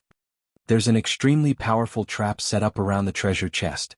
Furthermore, there are 2 statues inside the forging hall, and both of them are giving off a very faint pressure. They could be the guardians protecting the treasure chest. I don't dare approach them right now, so I still can't determine whether I can disable the trap." Fire Dance then took a picture of the forging hall and shared it through the team chat. Previously, Shifeng had warned her that aside from traps, certain parts of the Ark's inner area had guardian monsters. Hence, she had taken notice of the 2 statues set up in the forging hall. After scrutinizing the picture, Shifeng nodded and said, "Your judgment is correct. Those 2 statues are indeed guardians. Moreover, they're not just any normal guardians. They're fossilized Tyrannosauruses, an archaic species." Shifeng had seen the fossilized Tyrannosaurus in the past. Back then, a super guild had dispatched an army of 10,000 players, in addition to many Apex experts to kill one. In the end, although the super guild managed to finish off the archaic species, it had suffered a casualty rate of over 80%. An archaic species? Isn't that similar to the monster we encountered in Titan City's entrance trial? Aqua Rose asked in shock. She had personally experienced the strength of an archaic species. If not for the powerful magic array suppressing the King of Corrosion back then, they would not have had any chance of defeating it at all. Yet now, there were actually 2 such monsters in the forging hall. In truth, even Shifeng was surprised upon seeing this. According to the information he obtained, there should not be any other powerful monsters in the Fallen Ark's inner area, aside from special life forms and those ancient abyssal monsters. The sudden appearance of 2 archaic species was completely outside of his expectations. No wonder the inferior legendary treasure chest was placed in such an eye-catching location. Shifeng felt his head start aching. Archaic species were stronger than even special life forms. A Tier 4 archaic species could definitely rival those Tier 4 abyssal monsters inside the Ark in strength. If two of such archaic species worked together to defend an area, they would be practically invincible at this stage of the game. It might be possible to challenge them with a team of Tier 3 experts. Either that, or if they had another water boundary magic scroll to hold the two guardians back, they could use the opportunity to disable the trap and take the treasure chest away. Otherwise they could only look at the treasure chest from the sides. Guild leader, with our current standards, I'm afraid that we won't be able to get that inferior legendary treasure chest. Why don't we explore other locations first? Gentle Snow suggested. While she wanted to obtain the inferior legendary treasure chest as well, the difficulty of doing so was simply too high. Rather than pointlessly throw away their lives, it would be much better if they first looked for whatever items they could get their hands on. Alright. Fire, send over the safe route to the forging hall first. Afterwards, explore some other locations and take as many items as you can. After giving the matter some thought, Shifeng decided to first do whatever they could in the inner area before considering other courses of action. Understood. Fire Dance nodded, then shared the route she took to reach the forging hall through the team chat. Shifeng carefully led everyone towards the forging hall. The inner area of the Fallen Ark was very complex. It was like a highly diversified maze and one could easily lose their way in here. One might even encounter the same trap several or even dozens of times. It was no wonder the players that actually managed to leave with any treasure numbered extremely few, despite players swarming the Fallen Arkansas. After wending their way for over an hour, Shifeng and the others finally arrived at the forging hall. The extremely spacious forging hall was roughly the size of a sports stadium that could fit 50,000 people. There were all sorts of forging tools placed around the room as well as many books on display. However, due to the corrosion of time, none of these things seemed usable. Only the treasure chest and the statues placed in the center of the hall appeared in pristine condition. Flying, find a way to disable the traps protecting the forging tools and books. Everyone else, take whatever you can away from here. Leave nothing behind, Shifeng instructed after glancing through the hall. Since he had already arrived in the Fallen Ark's inner area, he naturally could not let this trip go to waste. Although the forging tools and books were severely damaged with so many tools and books here, he refused to believe that not a single one of them was usable. Understood. Everyone promptly spread out and went into action. As for Shifeng himself, he was carefully observing the inferior legendary treasure chest and the two massive statues standing beside it. Over 2 hours passed very quickly. Aside from where the treasure chest sat, everyone had cleared out all the other areas in the hall. Although everyone was relatively tired from all the looting they did, they managed to end up with a considerable harvest. The items they obtained included dozens of complete books as well as 8 forging tools. Every forging tool was secret silver rank, and if placed in the candlelight trading firm, they would all be top-class tools. While everyone was quietly waiting for Fire Dance to return, Gentle Snow used the time to flip through some of the books they found in the forging hall. Suddenly, Gentle Snow exclaimed with excitement, "Guild leader, this book seems to have a relevant introduction to the fossilized Tyrannosaurus." An introduction? Let me see. Shifeng demanded hurriedly. The book Gentle Snow was reading was titled Archaic Species Material Analysis. The book specifically introduced the various archaic species in existence as well as the materials that could be gained from their bodies. It also had a section on how those materials could be used to produce specific kinds of weapons, equipment, and other items. Among the archaic species recorded, the fossilized Tyrannosaurus had over a dozen pages dedicated to it. Meanwhile, the information mentioned that the fossilized Tyrannosaurus had 2 weak points. The first one was the monster's hydrophobia. Submersion in water would inhibit the fossilized Tyrannosaurus's reactions, and its defense would decrease significantly. The second weak point was its power core. There was a power core in the fossilized Tyrannosaurus's body. The destruction of this power core would significantly weaken the monster's strength attribute.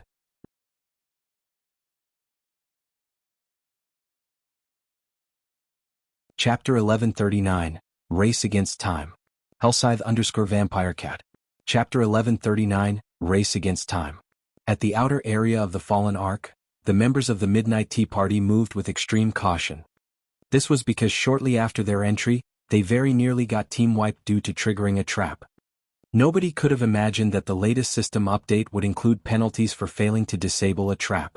With Netherworld Wave's Advanced Trap Disabler class, it was simply impossible for him to succeed in disabling advanced traps all the time. As a result, the team had no choice but to exercise extreme caution while advancing. If I had known something like this would happen, I would have had us enter the Ark before the system update began. Breezewine now felt that he had made the wrong decision before. There were still many fallen patrols roaming about the outer area of the Arkansas. With their slow progress, it was very easy for them to come across those patrols. If they really got caught by a patrol, they would have no choice but to withdraw immediately. Right now, whether they could even reach the Ark's inner area was still in doubt. Had they utilized the 20 minutes logout preparation time, they might have already reached the inner area by now. Leader, you didn't make the wrong decision. If we entered the Ark before the update began, we would have risked encountering those dangerous abyssal monsters. Our situation at that time wouldn't be much better than right now. Moreover, now that we've grasped the method to lure those abyssal monsters away, should we really fail to complete our quest this time, we can simply come back once everyone has reached level 50 and obtained their tier 2 classes. At that time, even if we come across the fallen patrols, we can still quickly finish them off or fight them as we advance deeper into the Ark. Endless Scars said after noticing Breezewine beating himself up. Let's use this chance to scout out a path in advance. Likewise, everyone else on the team expressed their agreement when they heard Endless Scars' words. Although their quest had a time limit, they still had enough time to make appropriate preparations. Just as everyone was merrily chatting with each other, Endless Scars suddenly received a message. Seeing this message, Endless Scars smiled faintly. Big Sis Endless, did something good happen? Cloud Yarn could not help but ask curiously when she saw Endless Scars suddenly sporting a playful smile. You could say that. Any of you interested in watching a competition at the Dark Arena? I've just received an invitation card and I can bring 5 people with me, Endless Scars said, chuckling. The Dark Arena? Everyone lost interest when they heard this. Although those participating in the Dark Arena were much stronger than ordinary experts, to experts of their standards, the fights at the Dark Arena possessed no reference value whatsoever. Are you all really not interested in going?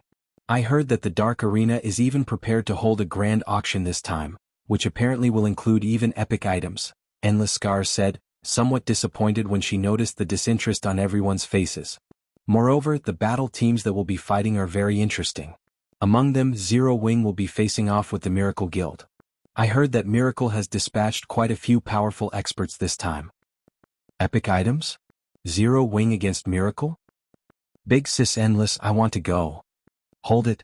I've never been to the Dark Arena even once before. Let me go this time. When everyone heard Endless Scars' words, they immediately grew interested. Setting aside how tempting epic items were, just the fact that Zero Wing was going up against the Miracle Guild already gave them plenty of reason to go spectate at the Dark Arena. Although Miracle was only a super first-rate guild, the number and quality of experts it possessed were by no means inferior to super guilds. If Miracle dispatched its apex experts to the Dark Arena, then the upcoming match would definitely be an interesting one. Elsewhere, after Feng was done reading through the fossilized Tyrannosaurus's introduction, he fell into deep thought. So these are the methods to raid them. No matter how he looked at it, the 2 archaic species were invincible existences at this stage of the game. If the 2 worked together, even a 100-man team of level 60 tier 2 experts would fall very quickly. However, since the main god system had set the difficulty of this raid as such, it would naturally provide players with some kind of hope to complete the raid. Although Feng did not know how effective these 2 methods would be in weakening the fossilized Tyrannosauruses, it would be a criminal waste if he simply gave up on the inferior legendary treasure chest without even giving it a try.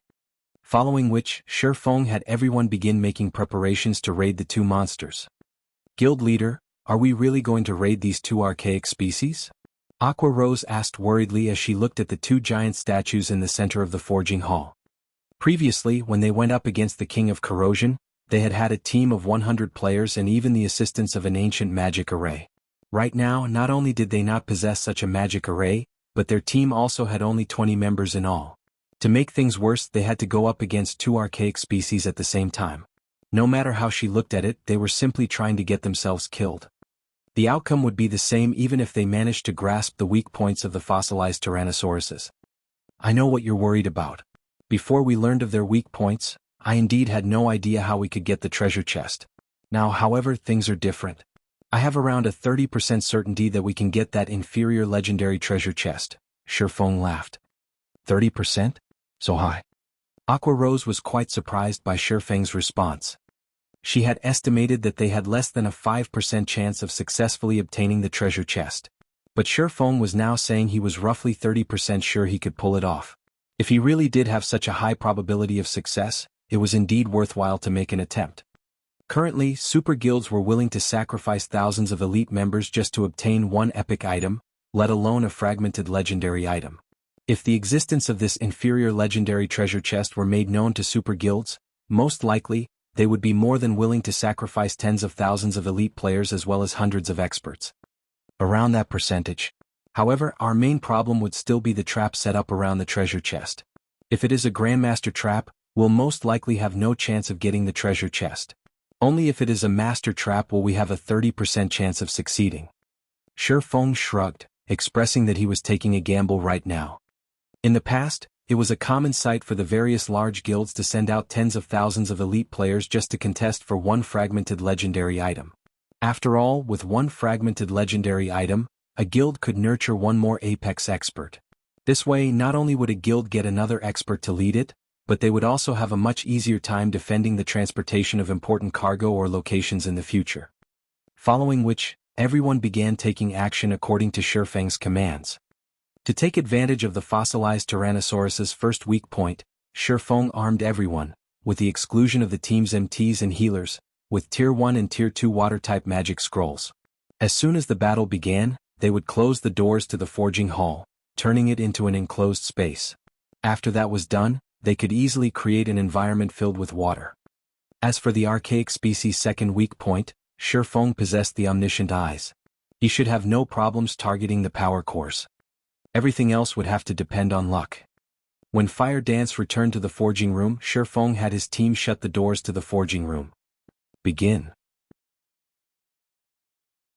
At Shifeng's command, everyone sprang into action, unfurling their magic scrolls one after another and launching a barrage of water-type spells at the two statues. In the blink of an eye, a lake formed within the forging hall, the height of the water easily surpassing that of a player. At the same time, everyone also activated a water-walking scroll. The water-walking scroll was a commonly used magic scroll in God's domain. As its name suggested, it allowed players to walk on water for 10 minutes. Each scroll sold for 20 silver coins, and it could be said to be one of the tools specialized for maritime combat. As the water-type spell struck the bodies of the fossilized Tyrannosauruses, both monsters immediately awoke. Roar. The fossilized Tyrannosauruses let loose deafening roars, shaking up the forging hall. Meanwhile, the powerful aura that abruptly filled the entire hall struck fear into everyone. Now that the fossilized Tyrannosauruses had awakened, everyone was finally able to get a glimpse at their statistics. Fossilized Tyrannosaurus, Inferior Dragon, Archaic Species, Mythic. Level 65. HP 320, 000, 000/320, 000. Just as everyone was feeling shocked by the statistics of the fossilized Tyrannosauruses, Shifeng shouted, "Fire, use this chance to disable the trap." Shifeng knew better than anyone else present just how powerful the fossilized Tyrannosauruses were. It was also because of this understanding that he knew how valuable time was right now. If they continued daydreaming, the chances of obtaining the inferior legendary treasure chest would decline. Understood. Fire Dance immediately responded and activated Silent Steps, appearing behind one of the two fossilized Tyrannosauruses. She then dashed straight towards the treasure chest.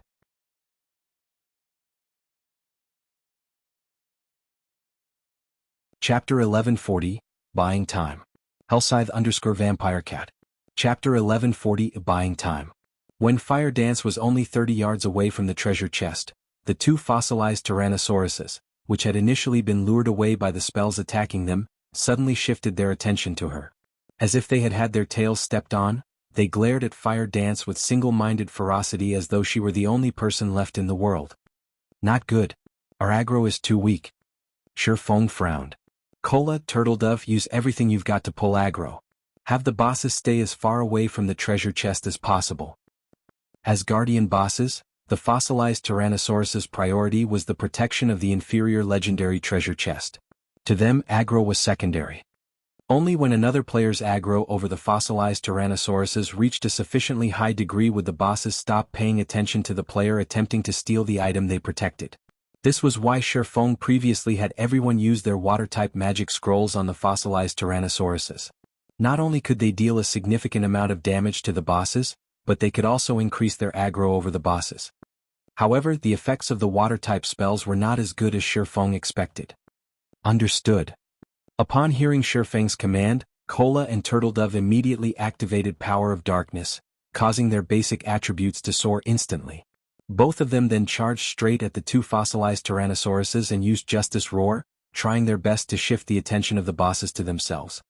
However, the fossilized Tyrannosauruses still kept the treasure chest as their priority, completely disregarding the two Guardian Knights' Justice Roars and continuing to chase Fire Dance. Both Cola's and Turtledove's Justice Roars were at Tier 1. If the target they used the skill on ignored them, their strength attributes would double for a short time. Their speeds would increase significantly as well. Sure enough, Cola's and Turtledove's strengths immediately doubled. Both of them then followed up with a Shield of Vengeance at their respective fossilized Tyrannosauruses. Boom. Boom. The moment their shields collided with the fossilized Tyrannosauruses, sparks flew. Despite the fossilized Tyrannosauruses having had their defenses weakened, Cola's and Turtledove's attacks only left a small scratch on their scales. As for the damage the two Guardian Knights dealt, it was less than -8,000. So this is an archaic species? Gentle Snow revealed a dumbfounded expression when she saw the damage the two MTs dealt. This was her first time encountering an archaic species. Although she already knew their team had no chance whatsoever of winning against the fossilized Tyrannosauruses, when she saw this scene she still could not help but be shocked. She had a general idea what Cola's and Turtledove's equipment standards were. If she was not wearing the 7 Luminaries battle armor Shifeng had given to her, her attributes would no doubt be inferior to theirs. Currently, not only had the two Guardian Knights activated their Berserk skills, but they even had the strength boost from Justice Roar. In terms of strength, even a Tier 2 level 60 Berserker would be no match for them. Yet now, the both of them had dealt less than -8,000 damage to their targets. The defense of the fossilized Tyrannosauruses was simply insane. At this moment, she wondered if Cola and Turtledove could even deal any damage to the fossilized Tyrannosauruses if not for the submerged environment weakening the boss's defenses. Roar. Although Cola's and Turtledove's full-powered attacks had barely dealt any damage, they still managed to get the fossilized Tyrannosauruses to shift their attention to them, which eased up the pressure on Fire Dance. Good. Now activate your life-saving skills and slowly lure the bosses away. Shifeng commanded. Without hesitation, Cola and Turtledove activated Protection Blessing. If they managed to deal only such a small amount of damage despite the fossilized Tyrannosaurus's weakened defenses, they did not dare to imagine what kind of damage the inferior dragons could deal, seeing as the boss's attack power had not weakened in the slightest. Peng. No sooner had the two Guardian Knights activated Protection Blessing than the tail swipes of the fossilized Tyrannosauruses sent them both flying away. The speed of the attacks was so fast that not a single person present had managed to react. What happened? Minor Wind's eyes widened in shock. He had only seen the tails of the fossilized Tyrannosauruses moving slightly just now. There had been no sign of the tails making their way towards Cola and Turtledove at all. Yet, before he knew it, both Guardian Knights were already in the air, their HPs decreasing by over 36,000, instantly falling below 50%. If not for Cola and Turtledove having activated Power of Darkness and Protection Blessing, which increased their HP to over 50,000 and have the damage they received, the two of them would be meeting God by now. Aside from Shifeng, everyone present was stunned by the horrendous amounts of damage dealt by the fossilized Tyrannosauruses. With such speed and strength, even a Tier 2 level 60 MT would not be able to last long against the inferior dragons. All healers focus on Cola and Turtledove. We need to buy as much time for fire as we can. Shifeng shouted hurriedly, not feeling any surprise whatsoever at this situation. In the past, when super guilds dealt with Tier 4 archaic species, the teams they sent had been filled with players equal to or higher than the monster's level. Meanwhile, half of the lead MT's equipment had to be epic rank at the very minimum. Moreover, they needed to have 3 MTs simultaneously receiving the monster's attacks. Aside from that, they would also use intermediate magic arrays to suppress the archaic species. Otherwise they would have had no chance of victory at all. Right now the only thing they could do was to buy as much time as possible by relying on their berserk skills. As for defeating the fossilized Tyrannosauruses, Shifeng had never even entertained the possibility. Under Shifeng's command, Cola and Turtledove carefully lured the fossilized Tyrannosauruses away from the treasure chest, giving Fire Dance the opportunity to remove the trap set up around the treasure chest. However, after Fire Dance looked at the trap, a frown appeared on her face. Guild leader, this trap is indeed master rank. However, its complexity is much greater than the master trap I disabled before. I need time if I want to disable it safely. Fire Dance sent a private message to Shifeng. Everyone had clearly witnessed for themselves how terrifying the fossilized Tyrannosauruses were. There was simply no chance they could win against these monsters. They could only drag the battle out as long as possible. Hence, Fire Dance was extremely anxious. How long? Shifeng asked. At least 5 minutes, Fire Dance replied helplessly. Right now, she hated herself for not training her trap disabler class as much as she could. Although she had forcibly increased her rank to master right now, her technical skills were not actually at the master rank yet. 5 minutes was more than enough for everyone to die dozens of times. 5 minutes? After giving it some thought, Shifeng clenched his teeth and said, I got it. I'll try to buy as much time over here as possible. You just relax and disable the trap. This reply stunned Fire Dance. However, she knew that Shifeng never joked around. Since he had said so, he definitely had a way to realize his words. Immediately, she nodded and began disabling the trap before her. Meanwhile, Shifeng had also activated Omniscient Eyes and began searching for the power cores of the two fossilized Tyrannosauruses. Their power cores are actually in constant motion. The fossilized Tyrannosauruses could hide no secrets from the Omniscient Eyes. Shifeng could clearly see a glowing red dot moving about inside the body of each monster. Although the dots were very small, they were extremely eye-catching. However, while Shifeng had guessed correctly that he could locate the power cores with Omniscient Eyes, he had no way of damaging them.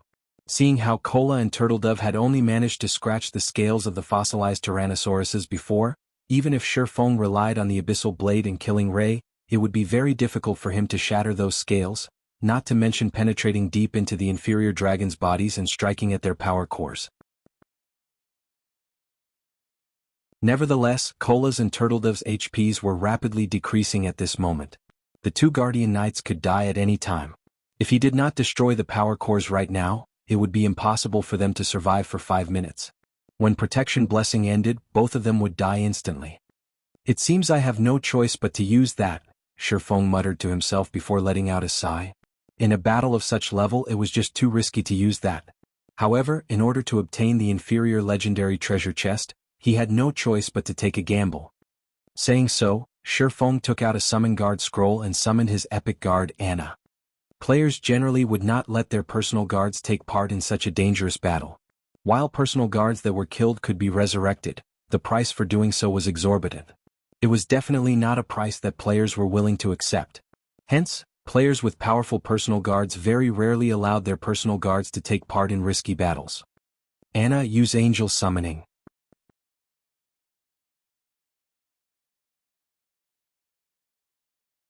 Chapter 1141, Valkyrie vs. Tyrannosauruses. Hellscythe_Fluffy Goblin. Chapter 1141, Valkyrie vs. Tyrannosauruses. Under Shifeng's command, Anna began to chant an incantation. Instantly, the mana in the forging hall surged towards her. Roar! The two fossilized Tyrannosauruses quickly noticed the frightening amount of mana flowing towards Anna. Immediately, their massive, golden eyes shifted to the woman, glaring at her as if she were their greatest enemy. Anna needed time to cast her spell.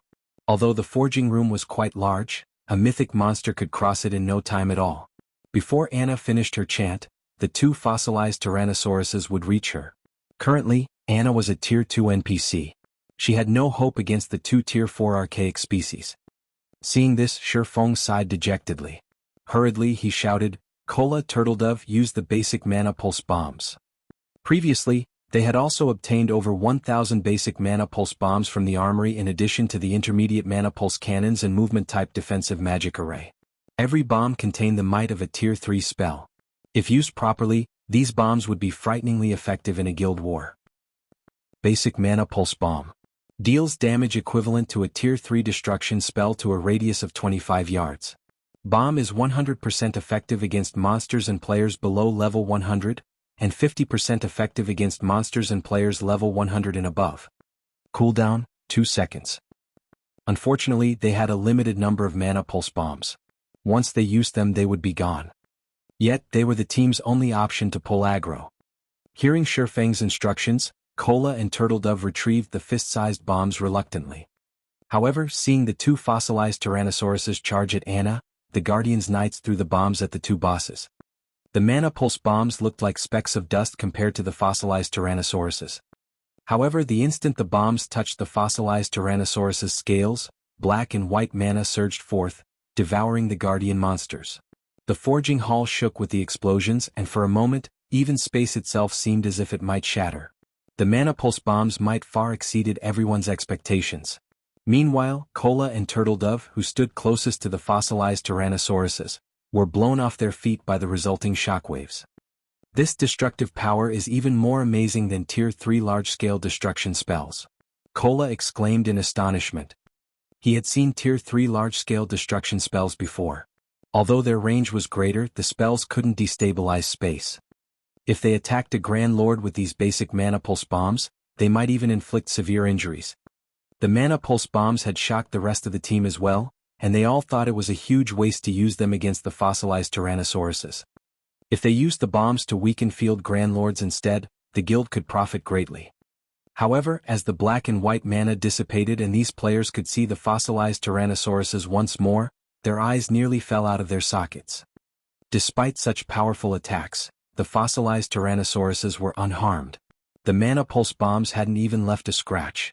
All the bombs accomplished was blowing off a layer of dust that had collected on the fossilized Tyrannosaurus's scales over the years, giving the two monsters a fresh, clean appearance.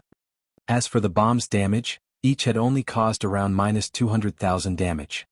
Even if they tossed 1,000 basic Mana Pulse bombs at the fossilized Tyrannosauruses, they couldn't kill the monsters. If they used the basic Mana Pulse bombs against Great Lords, each could easily deal over 1 million damage. The bombs would also easily annihilate players below Tier 3. However, the bomb's damage did redirect the fossilized Tyrannosaurus's attention to Cola and Turtledove.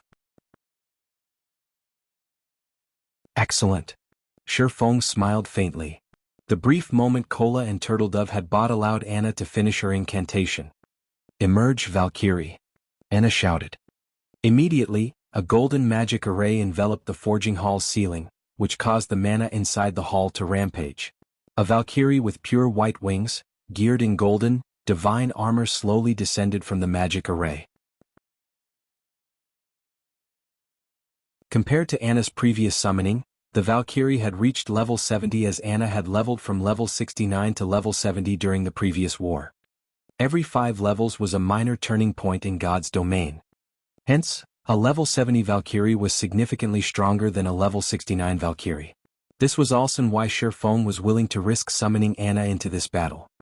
The fossilized Tyrannosauruses were level 65. As Tier 4 archaic species, while they might not have complete domains like the ancient abyssal monsters, their attributes were far superior to the abyssal monsters. If given the choice, players would rather fight the fossilized Tyrannosauruses than the ancient abyssal monsters. This was due to the abyssal monsters' powerful domains and their effectiveness against players.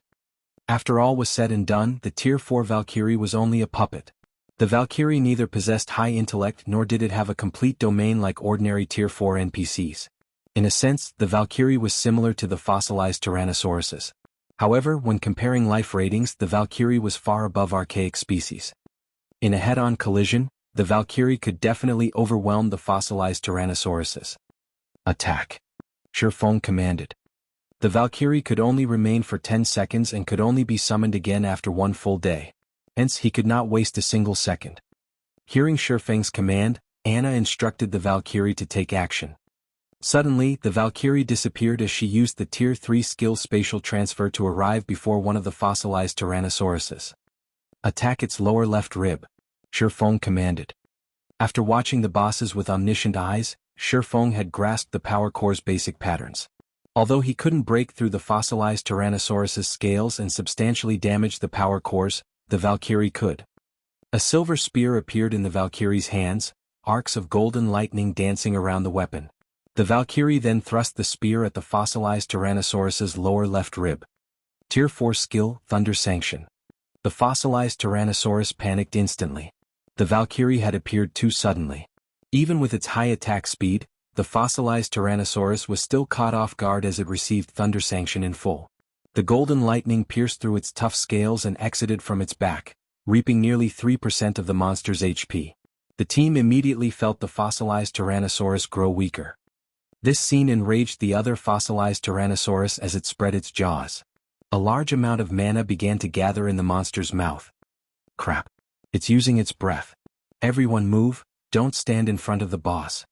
Shifeng hurriedly warned his team as he saw the monster charge its attack. The greatest move of any monster from the dragon race would be its breath attacks. Among them, true dragon's breath attacks were the most powerful. There were even records of how a dragon had obliterated a major city with a single breath attack. Thus, the dragon race represented destruction. Roar. The fossilized Tyrannosaurus's roar echoed throughout the forging hall. Before anyone could react, a dazzling beam of light devoured the Valkyrie. The breath even shattered space itself. Meanwhile, this beam of light struck one of the forging hall's stone walls.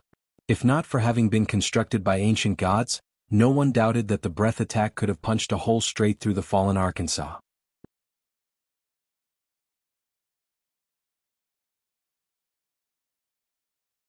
Chapter 1142, Power to Annihilate Mythics. Hellscythe_Fluffy Goblin. Chapter 1142, Power to Annihilate Mythics. By the time the fossilized Tyrannosaurus's breath ended, the forging hall was unrecognizable. How is there such a powerful monster? The fossilized Tyrannosaurus's breath attack had stupefied every player on the team.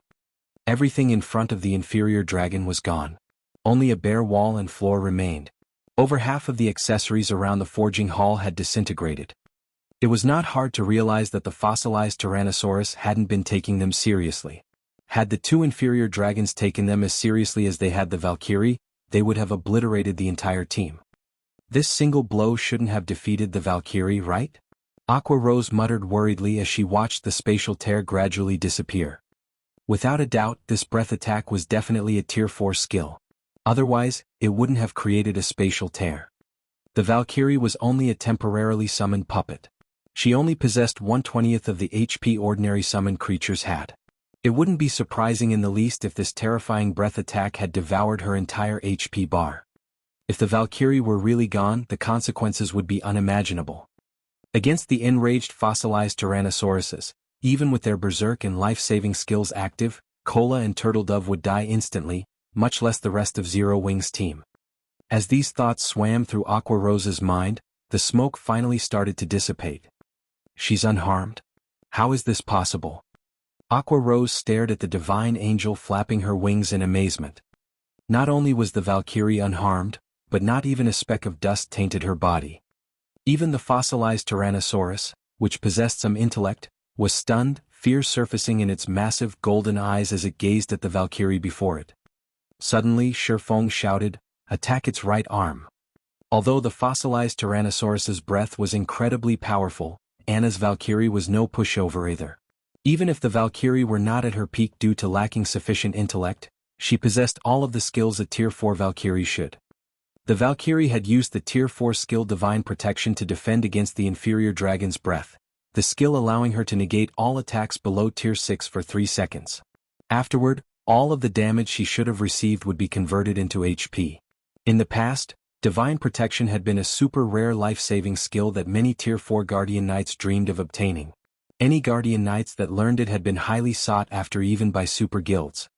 As soon as Shifeng gave the command, Anna once more controlled the Valkyrie to attack the fossilized Tyrannosaurus. Roar!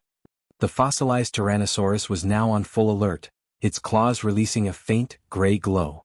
The inferior dragon then slashed at the approaching Valkyrie as if it were swatting a fly. Boom! Faster than the naked eye could perceive, the claws struck the Valkyrie. The players in the forging hall nearly lost their balance as the resulting shockwave swept over them. However, when the fossilized Tyrannosaurus's claws landed, the attack stopped as if it had collided with an immovable wall. Not only did it fail to damage the Valkyrie, but its claws had also been forced to a halt. Taking advantage of the inferior dragon's brief pause, the Valkyrie threw her silver spear. The spear transformed into a streak of light that pierced the fossilized Tyrannosaurus's right arm, leaving behind a bloody hole. Good.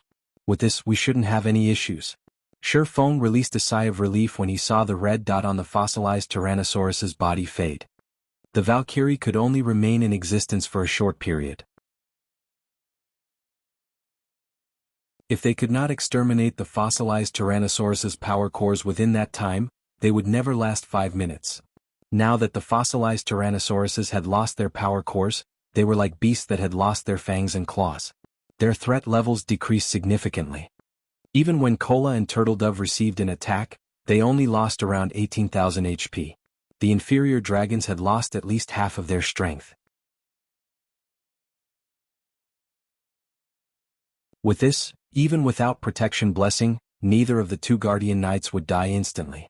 They could last a long time with the aid of power of darkness. However, Shi Feng had no intentions of wasting the Valkyrie's power. Immediately, he had the Valkyrie attack the two fossilized Tyrannosauruses frantically, using this opportunity to weaken the two bosses further and reduce the burden on Kola and Turtledove. Unfortunately, 10 seconds was too little time. Despite the Valkyrie doing her best, she was only able to deal some light damage to the two massive bosses, which slowed the monster's attacks slightly. Unfortunately, the attacks weren't so slow that Kola and Turtledove could evade the boss's normal attacks easily. When the two bosses used skills, however, the brief activation time gave the MTs enough time to evade. Time passed quickly. While Fire Dance desperately tried to disable the trap, the pressure on the rest of the team grew. Their fear also grew as they continued to fight. The fossilized Tyrannosauruses had 320 million HP. They could regenerate 3,200,000 HP every 5 seconds. Even if they stood there not defending themselves, they wouldn't die. In contrast, due to the high damages Kola and Turtledove received, Zero Wings healers were struggling, their mana depleting rapidly. It was impossible to make up for the consumed mana with mana recovery potions. It was only a matter of time before the healers ran out. Fortunately, the team's goal wasn't to exterminate the fossilized Tyrannosauruses. Instead, they were simply buying time. However, both Kola and Turtledove suddenly felt that something was amiss. Guild leader, I'm sensing that the boss's strength is growing, Kola hurriedly reported. Initially, after Protection Blessing had ended, he had received around -36,000 damage from each of the fossilized Tyrannosaurus's normal attacks. However, with the aid of Protection and Truth Shield, he received less than -30,000. With his current 57,000 HP and the healer's help, he could receive 2 hits without dying. Yet, even with the Oracles and Clerics buffs, he was now receiving more than -30,000 damage from the boss's normal attacks. If the damage continued to rise, he would die in 2 hits if the healers failed to restore his HP in time. I discovered something strange as well. It seems the boss's defense is weakening. Gentle Snow, who was assisting Turtledove from the sides, announced. Hearing Kola and Gentle Snow's words, Shi Feng fell into deep thought. Could they be weakening their physical bodies to generate new power cores? Although extremely few monsters had cores as weak points in God's domain, Shi Feng had encountered a few. A few of these monsters were capable of regenerating their destroyed cores after a certain period. The fossilized Tyrannosauruses were an archaic species. It would not be surprising if they could do so. In fact, Shi Feng had already considered this possibility. However, less than 2 minutes had passed since the inferior dragon's power cores had been destroyed. This regeneration speed surpassed Shi Feng's initial estimates. He had assumed that the bosses would need at least 5 minutes before they could regenerate their power cores. This coincided with how much time Fire Dance needed to disable the trap. Once the trap was disabled, they could simply take the treasure chest and leave. They shouldn't have needed to worry about the fossilized Tyrannosauruses regenerating their power cores. It seems we have no choice but to fight. After considering various options, Shi Feng had only come up with one method that would buy them the necessary time. Clenching his teeth, he said, Kola, Turtledove, lure the bosses together. Everyone, throw basic mana pulse bombs at the bosses. Don't hold back and use everything you have. Now that the boss's defense had weakened, the mana pulse bombs would deal more damage. Before this, it might have been impossible to annihilate the fossilized Tyrannosauruses with the bombs, but things had changed. Even if they failed to kill the inferior dragons or injure them heavily, they could slow down the recovery speed of the boss's power cores. Guild leader, are we really going to waste the bombs here? Aqua Rose hadn't expected such a crazy move from Shurfeng. They were talking about over 1,000 basic mana pulse bombs. That was equivalent to 1,000 plus magic scrolls that contained tier 3 large-scale destruction spells. Just waste them. Buying time is more important right now. Shurfeng growled determinedly. While the basic mana pulse bombs was indeed extraordinarily valuable, the inferior legendary treasure chest was far more important towards the guild's development. Seeing the determined look on Shurfeng's face, everyone helplessly retrieved the basic mana pulse bombs Shurfeng had previously distributed and threw the bombs at the fossilized Tyrannosauruses. Boom, boom, boom. Immediately black and white mana flooded the forging hall. Just as Shurfeng had expected, not only were the basic mana pulse bombs now dealing around minus 450,000 damage each, but the bombs had also stopped the recovery of the fossilized Tyrannosaurus's power cores. In fact, the inferior dragons were even growing weaker as they received more attacks. It took several minutes for Zero Wings members to finish tossing all of their bombs. Even archaic species could not withstand the might of over 1,000 basic mana pulse bombs as both fossilized Tyrannosauruses collapsed to the ground, their HPs falling to 0. We won. Aqua Rose muttered as she watched the smoke in the hall gradually dissipate. They're not playing dead, right? Before anyone could answer, the system replied. Suddenly, one golden flash after another enveloped each team member, illuminating the forging hall.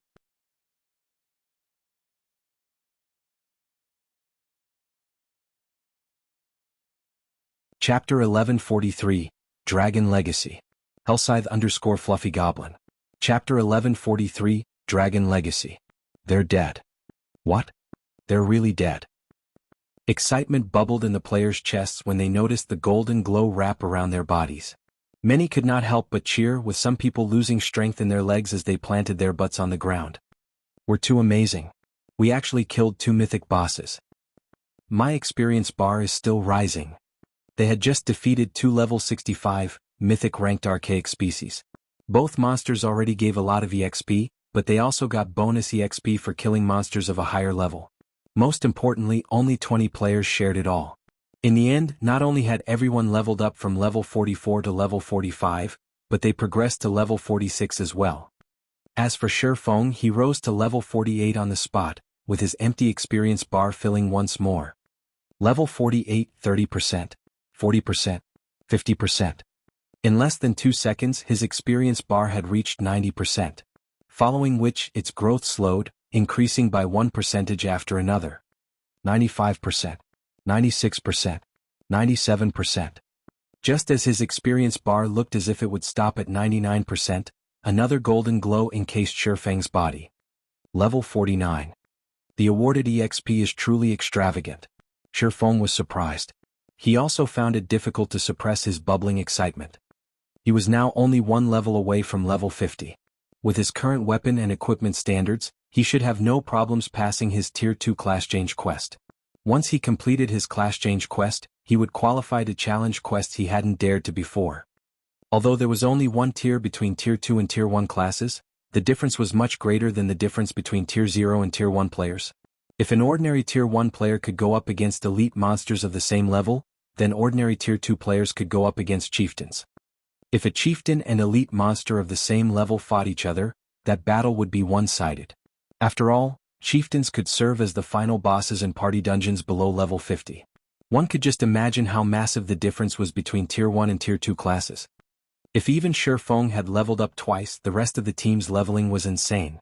Aside from those with hidden classes, the team had leveled from level 44 all the way to level 48. Moreover, they were only a short distance away from reaching level 49. As for players like Violet Cloud, Gentle Snow, and Zhao Yueru who possessed a hidden class, they only rose to level 47. Though they were not far from level 48. Everyone was stunned for a long moment. Right now, they could easily rank at the very top of the ranking list in any kingdom or empire in God's domain. Moreover, they would be at least 5 levels higher than the second-ranked player. My HP is finally over 40,000. After Kola finished allocating his recently acquired free attribute points, he excitedly boasted, "With this, I'll be the highest HP MT in even the Black Dragon Empire." He was already the highest HP MT throughout Starmoon Kingdom. He had nearly 5,000 more HP than the MTs in other guilds.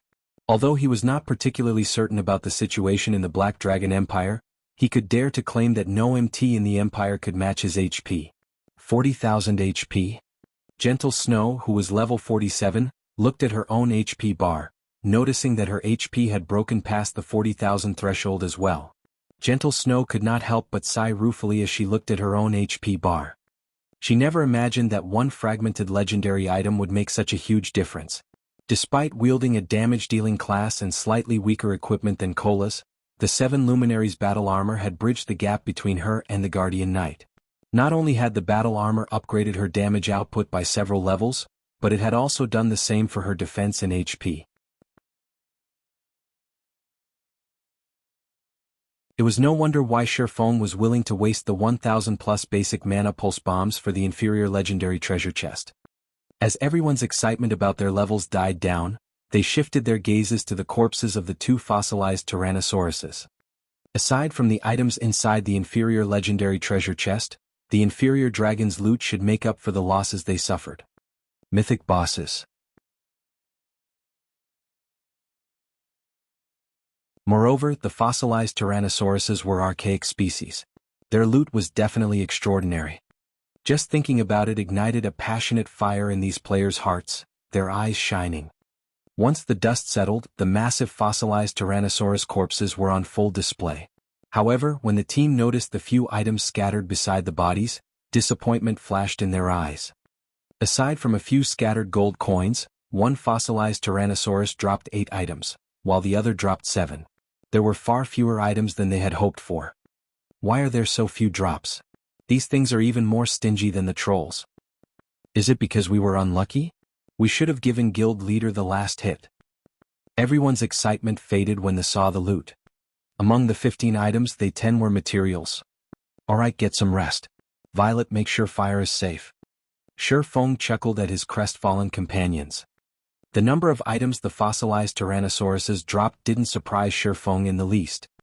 After reaching level 50, the quantity and quality of the items monsters dropped decreased drastically.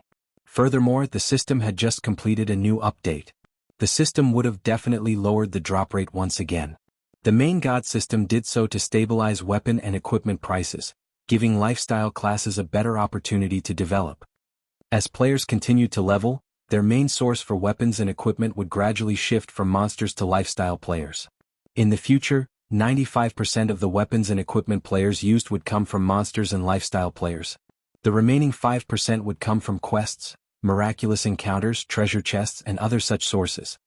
However, the majority of the weapons and equipment players produced could only satisfy ordinary players and experts. The truly excellent items would still come from killing powerful monsters or completing difficult quests.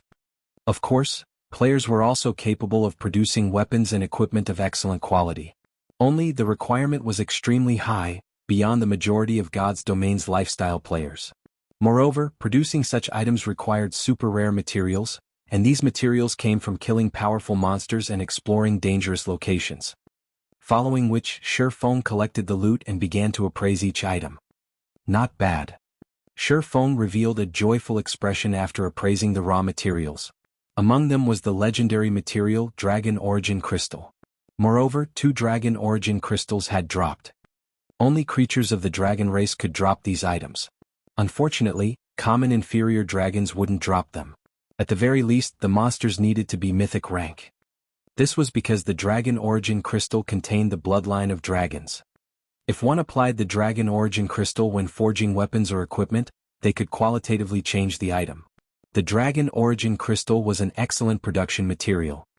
The crystal also had an even greater purpose, producing the Dragon Soul Potion. When consuming this potion, players could class change into a hidden class and obtain the Dragon Legacy.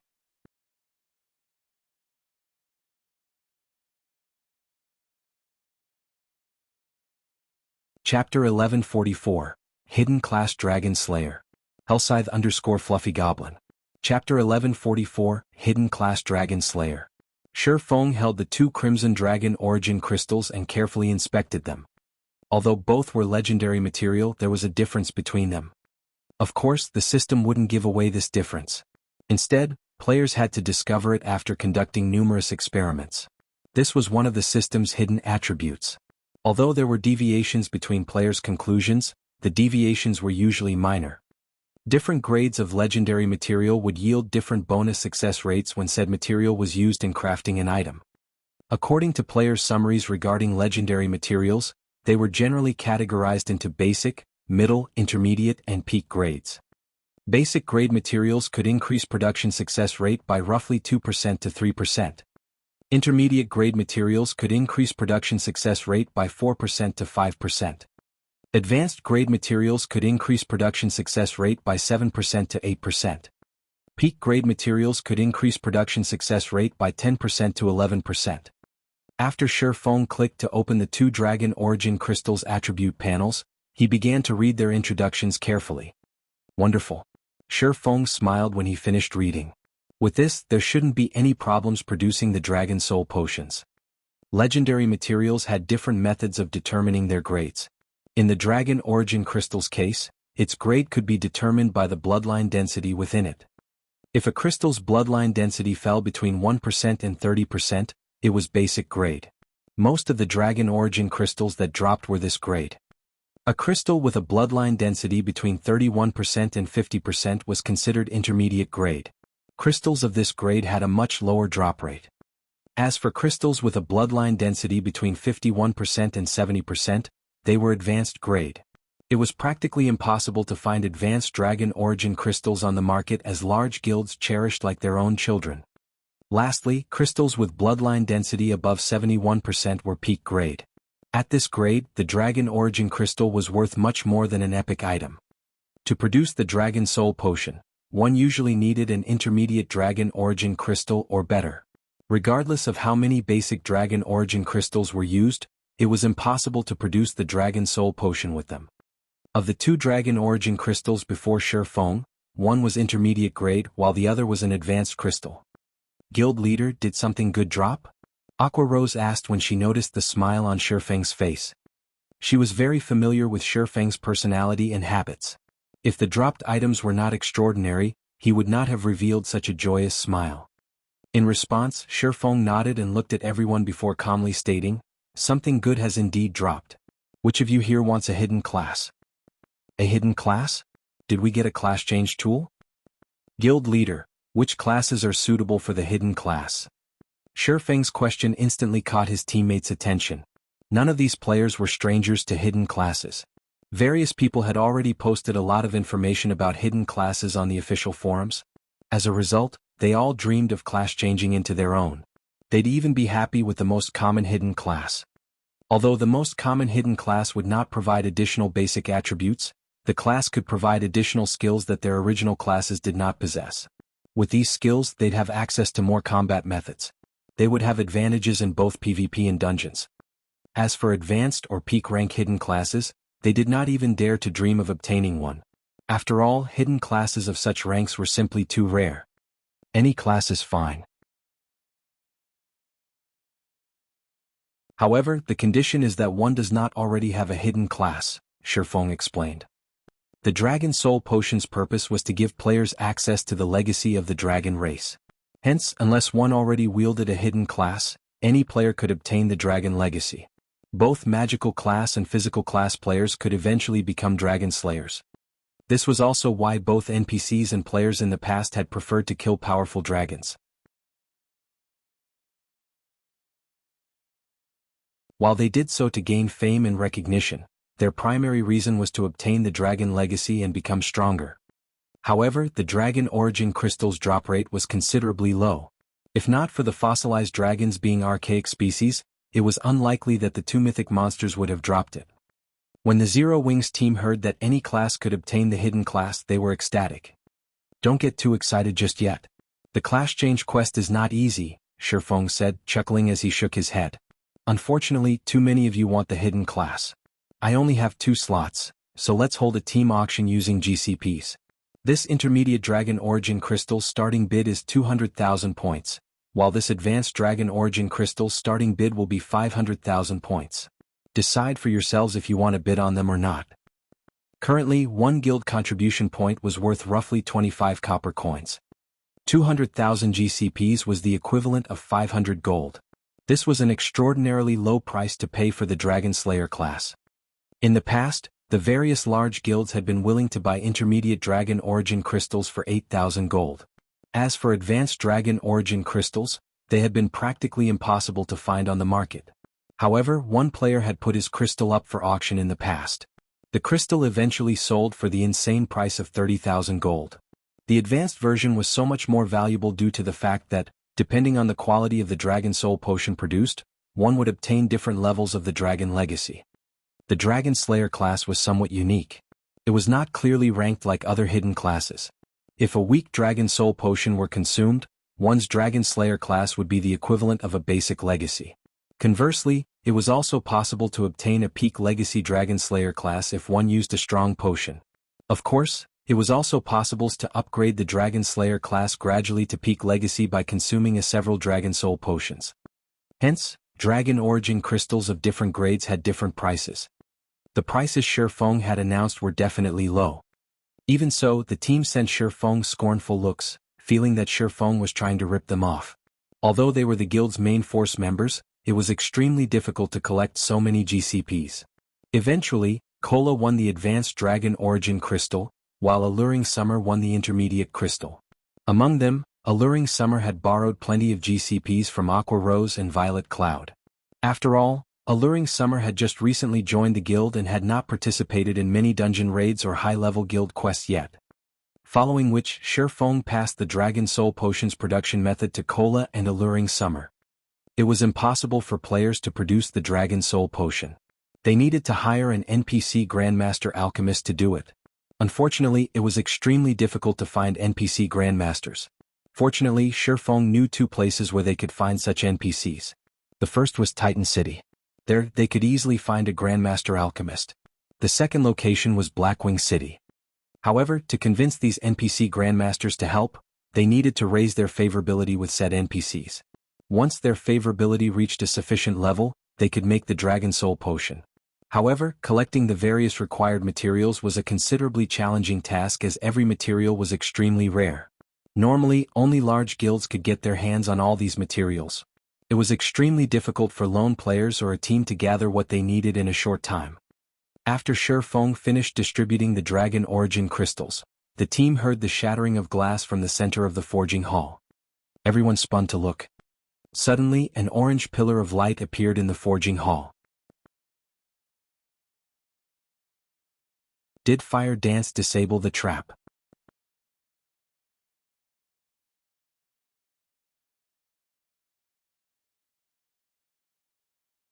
Chapter 1145, Treasure Obtained. Hellscythe_Fluffy Goblin. Chapter 1145, Treasure Obtained. When they saw the pillar of orange light, the team grew excited. An inferior legendary treasure chest. They had never even known something like this existed. If they obtained a fragmented legendary item from it, their guild could enable one player's basic attributes to soar. No, the trap hasn't been disabled. Shifeng realized that something was amiss when he saw the orange magic array on the ceiling, which formed from berserk mana. He had seen many players disable master traps in the past. However, not one of them ever drove mana berserk when successfully disabled. There was only one possibility for this. Disabling the trap had failed. Fire Dance's expression twisted with guilt. However, before she could say anything, Shifeng shouted, "Everyone use your Tier 1 instantaneous movement magic scrolls and withdraw. Then use your return scrolls to leave the arc." Normally, traps would enclose a certain area when triggered. However, there were also solutions to this problem. Before the trap fully activated, players could use instantaneous movement magic scrolls to get out of range. This had been a common method in the past. Unfortunately, it wasn't effective against traps that activated instantaneously. Fortunately, the trap before them was not an instantaneous type. Unfortunately, divine runes had already sealed the forging hall's doors, and players couldn't leave the hall normally. Using return scrolls to escape was also time-consuming. On the other hand, instantaneous movement magic scrolls didn't have an activation time. They could simply use the scroll to pass beyond the stone doors and leave the trap's effective area. Once they were out of the trap's range, they could use the return scroll to leave the ark safely. As for why Shifeng had chosen to return to White River City, it was because he was not certain of what after effects triggering the Forging Hall's trap would have. On the off chance that the trap would also increase the danger outside of the ark, such as alerting the Fallen patrols and luring them to the Forging Hall, the Fallen Ark's inner region would become extremely dangerous. They could very easily team wipe. Listening to Shifeng's commands, everyone retrieved the instantaneous movement magic scrolls they had prepared and left the Forging Hall. Eventually only Shifeng remained. This was the perfect opportunity for Shifeng to steal the inferior legendary treasure chest. Now that the trap had triggered, there was nothing protecting the treasure chest. He could simply stash it in his bag space and leave.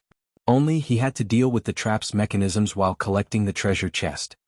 Once the trap finished its attack, it would return to its original state, and they would have to try disabling it all over again. Shifeng had considered simply triggering the trap and snatching the treasure chest, but he would have had to deal with the two fossilized Tyrannosauruses at the same time. His chances of success would have been extremely low. Now that the guards were dead, he could easily deal with the remaining challenges. Following which, Shifeng used Wind Blade and dashed straight for the treasure chest. As he was about to reach the treasure chest, however, the orange magic array on the ceiling activated. Suddenly, blood-red spears appeared in the air, one after another, every spear radiating a frightening aura. The numerous spears then rained down on the Forging Hall. A destruction-type trap. Shifeng released a sigh of relief when he saw the descending spears.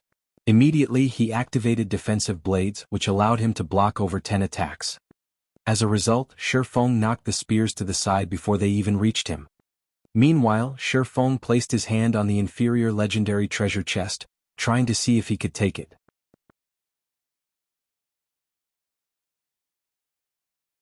After all, this was the first time he had encountered an inferior legendary treasure chest. Normally, players could simply walk away with a locked dark gold treasure chest. Only a minority of dark gold treasure chests had fixed locations. The instant Shifeng touched the treasure chest, the system replied. Although the treasure chest could be stored in his bag space, doing so required 8 seconds of channeling.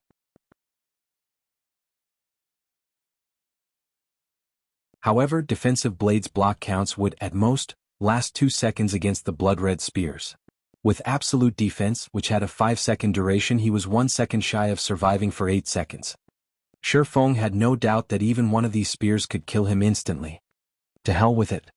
Shifeng decided to give it a try as he began the collection process. He refused to give up after coming this far.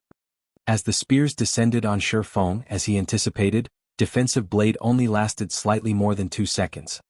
Immediately after defensive blade's block counts were exhausted, Shifeng activated the aura of Earth's absolute defense. He then immediately switched to the aura of space. If he sensed that he no longer had hope of getting away with the treasure chest, he would leave instead of pointlessly throwing his life away. After all, he was 1 level away from the level 50 threshold. The seconds passed quickly. The inferior legendary treasure chest's loading bar advanced slowly. Sure enough, it's not enough. When Shifeng saw that absolute defense's duration had 1 second remaining while the loading bar needed at least 3 more seconds to complete, he could not help but sigh deeply. When absolute defense shattered and a blood-red spear was about to collide with Shifeng's head, a figure suddenly appeared above him. Phantom Kill. Defensive Blade. The doppelganger summoned with the Abyssal Blade's Phantom Kill possessed all the player's skills. Hence, the doppelganger had similarly learned Shifeng's life-saving skills. As Shifeng listened to the crashing above him, his anxiety grew. The loading bar was 2 seconds away from completion. Quick. Move quickly. Shifeng was extremely anxious. This was his final hope. Just as the doppelganger's defensive blade block counts were about to expire, Shifeng heard the sound of a system notification. System. The inferior legendary treasure chest has been stored in your bag space. When Shifeng heard this sound for the first time ever, he found the system's cold, mechanical voice to be extremely sweet. Shifeng immediately activated space movement. A spatial tear opened before him. Although his doppelganger's defensive blade block counts had been exhausted, he could still use the doppelganger as a meat shield. Only the instant one of the blood-red spears struck the doppelganger's HP hit rock bottom. The spears were just as powerful as Shifeng had guessed.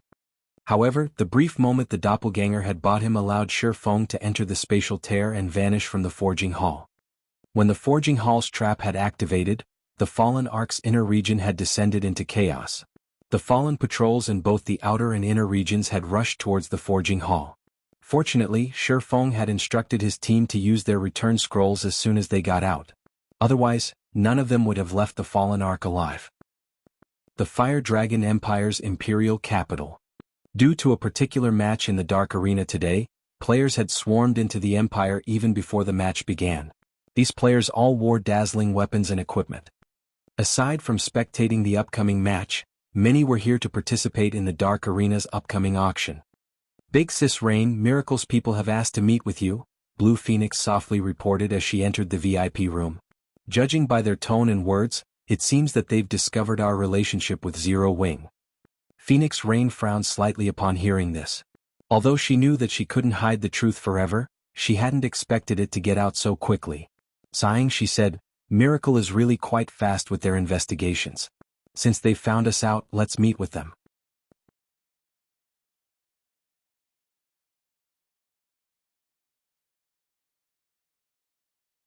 Chapter 1146, Purgatory Night. Hellscythe_Fluffy Goblin. Chapter 1146, Purgatory Night. Flame Dragon City's underground arena. A group of level 40+ players surrounded the entrance. These players all wore pitch-black armor with a white cape draped over their shoulders. They looked like well-trained soldiers. When other players noticed these black-armored players, they promptly distanced themselves. Who are these people? They're blocking the underground arena and preventing others from entering. They're being too unreasonable. You've just arrived in the capital, so it's expected that you don't know. Could a super guild have laid claim over this underground arena? Far from that. Take a look at those players guarding the entrance. They're the security teams several super guilds have formed. They are all equipped with the Soul of Darkness, a level 40 fine gold set equipment. They're specifically tasked to guard this underground arena and prevent outsiders from entering. As expected of super guilds. Even a casual security team is so impressive. I've just reached level 40 after much difficulty, and I only have a few level 40 weapons and pieces of equipment, yet those guys are actually wearing level 40 fine gold sets. The nearby independent players weren't the only ones in awe. Even the members of the various large guilds invited to the Dark Arena were shocked. God's Domain's mainstream players were around level 37 right now, whereas expert players were at level 39 or level 40. Even large guilds experts were fortunate to obtain a full set of level 40 fine gold weapons and equipment upon reaching level 40. As for a level 40 fine gold set equipment, that was simply a dream. Yet, among the super guild security teams, every one of them wore complete level 40 fine gold set equipment. In God's Domain, it was far more difficult to gather a complete fine gold set equipment than it was to gather a set of dark gold equipment. Individual pieces of fine gold set equipment might not be a match for dark gold equipment in terms of basic attributes, but certain set effects were more important than some additional basic attributes. Hence, many players still used the level 30 fine gold set equipment they had collected even after level 40. For example, the level 40 Soul of Darkness set equipment's effects were so good that players could continue using it even after level 50. As players admired the security team's equipment, two cloaked women approached the entrance, attracting everyone's attention. Although these female players had hidden their appearance under a black cloak, players could tell by their elegant bodies that they were definitely beautiful. Meanwhile, when the security teams, which used with killing intent, saw these women, they immediately bowed and stood to the side, treating the women like queens. Who are those women? They've hidden their appearances and IDs with their black cloaks. Who could possibly recognize them? However, I believe that they are at least upper echelons from first-rate guilds. Otherwise, there's no way those security teams would treat them with so much respect. First-rate guild upper echelons? You sure are overestimating first-rate guilds. We're talking about the elite security teams that super guilds work together to form. Those people wouldn't even bat an eye if a first-rate guild's guild leader showed up.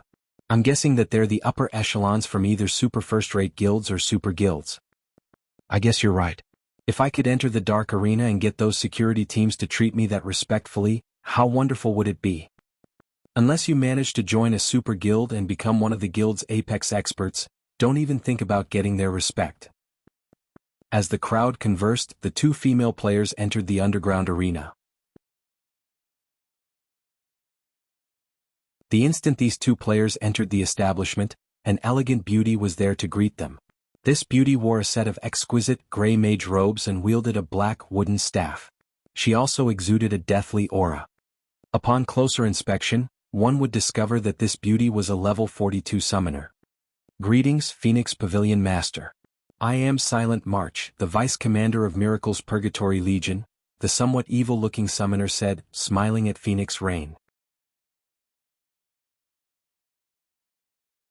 Our Vice Guild leader is already waiting in a VIP room on the 3rd floor. Allow me to lead the way. Phoenix Rain nodded in response. Following which, Silent March led Phoenix Rain and Blue Phoenix to the underground arena's 3rd floor. Big Sis Phoenix, that summoner feels odd.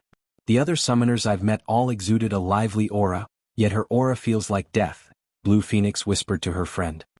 While she is indeed a summoner, she also possesses the hidden class, Necromancer. She is one of the upstart geniuses Miracle has nurtured internally. Roughly over a year since her debut, she has already become the vice commander of one of Miracle's 3 trump card legions.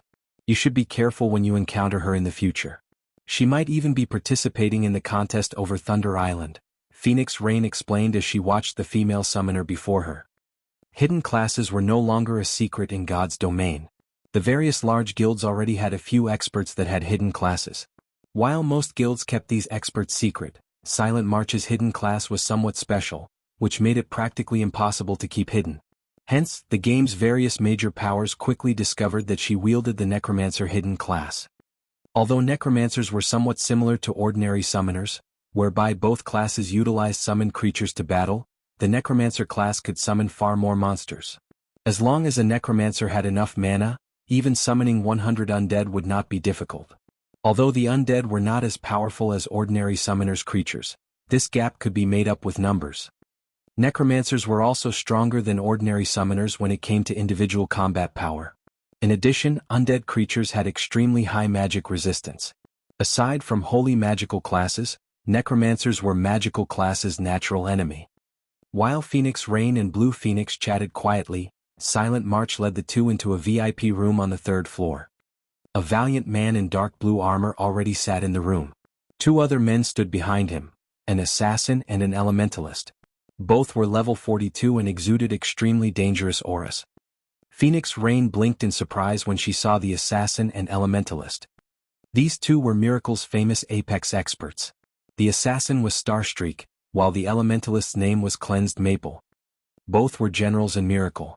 When the Phoenix Pavilion had clashed with the guild, many of the pavilion's experts had died at the hands of these two players. They even nearly killed Martial Dragon. Based on the reports Phoenix Rain had received, these two were only a short distance away from reaching the domain realm. The valiant man in the chair looked at Phoenix Rain and smiled as he welcomed her. Phoenix Pavilion Master, long time no see. This valiant man had no aura whatsoever. On the contrary, he felt calm and harmless. However, Phoenix Rain would not dare to underestimate this man. This man was Thousand Miles, Miracle's second vice guild leader.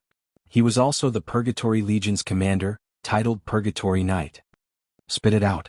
What business do you have with me? Phoenix Rain felt nothing positive for Thousand Miles.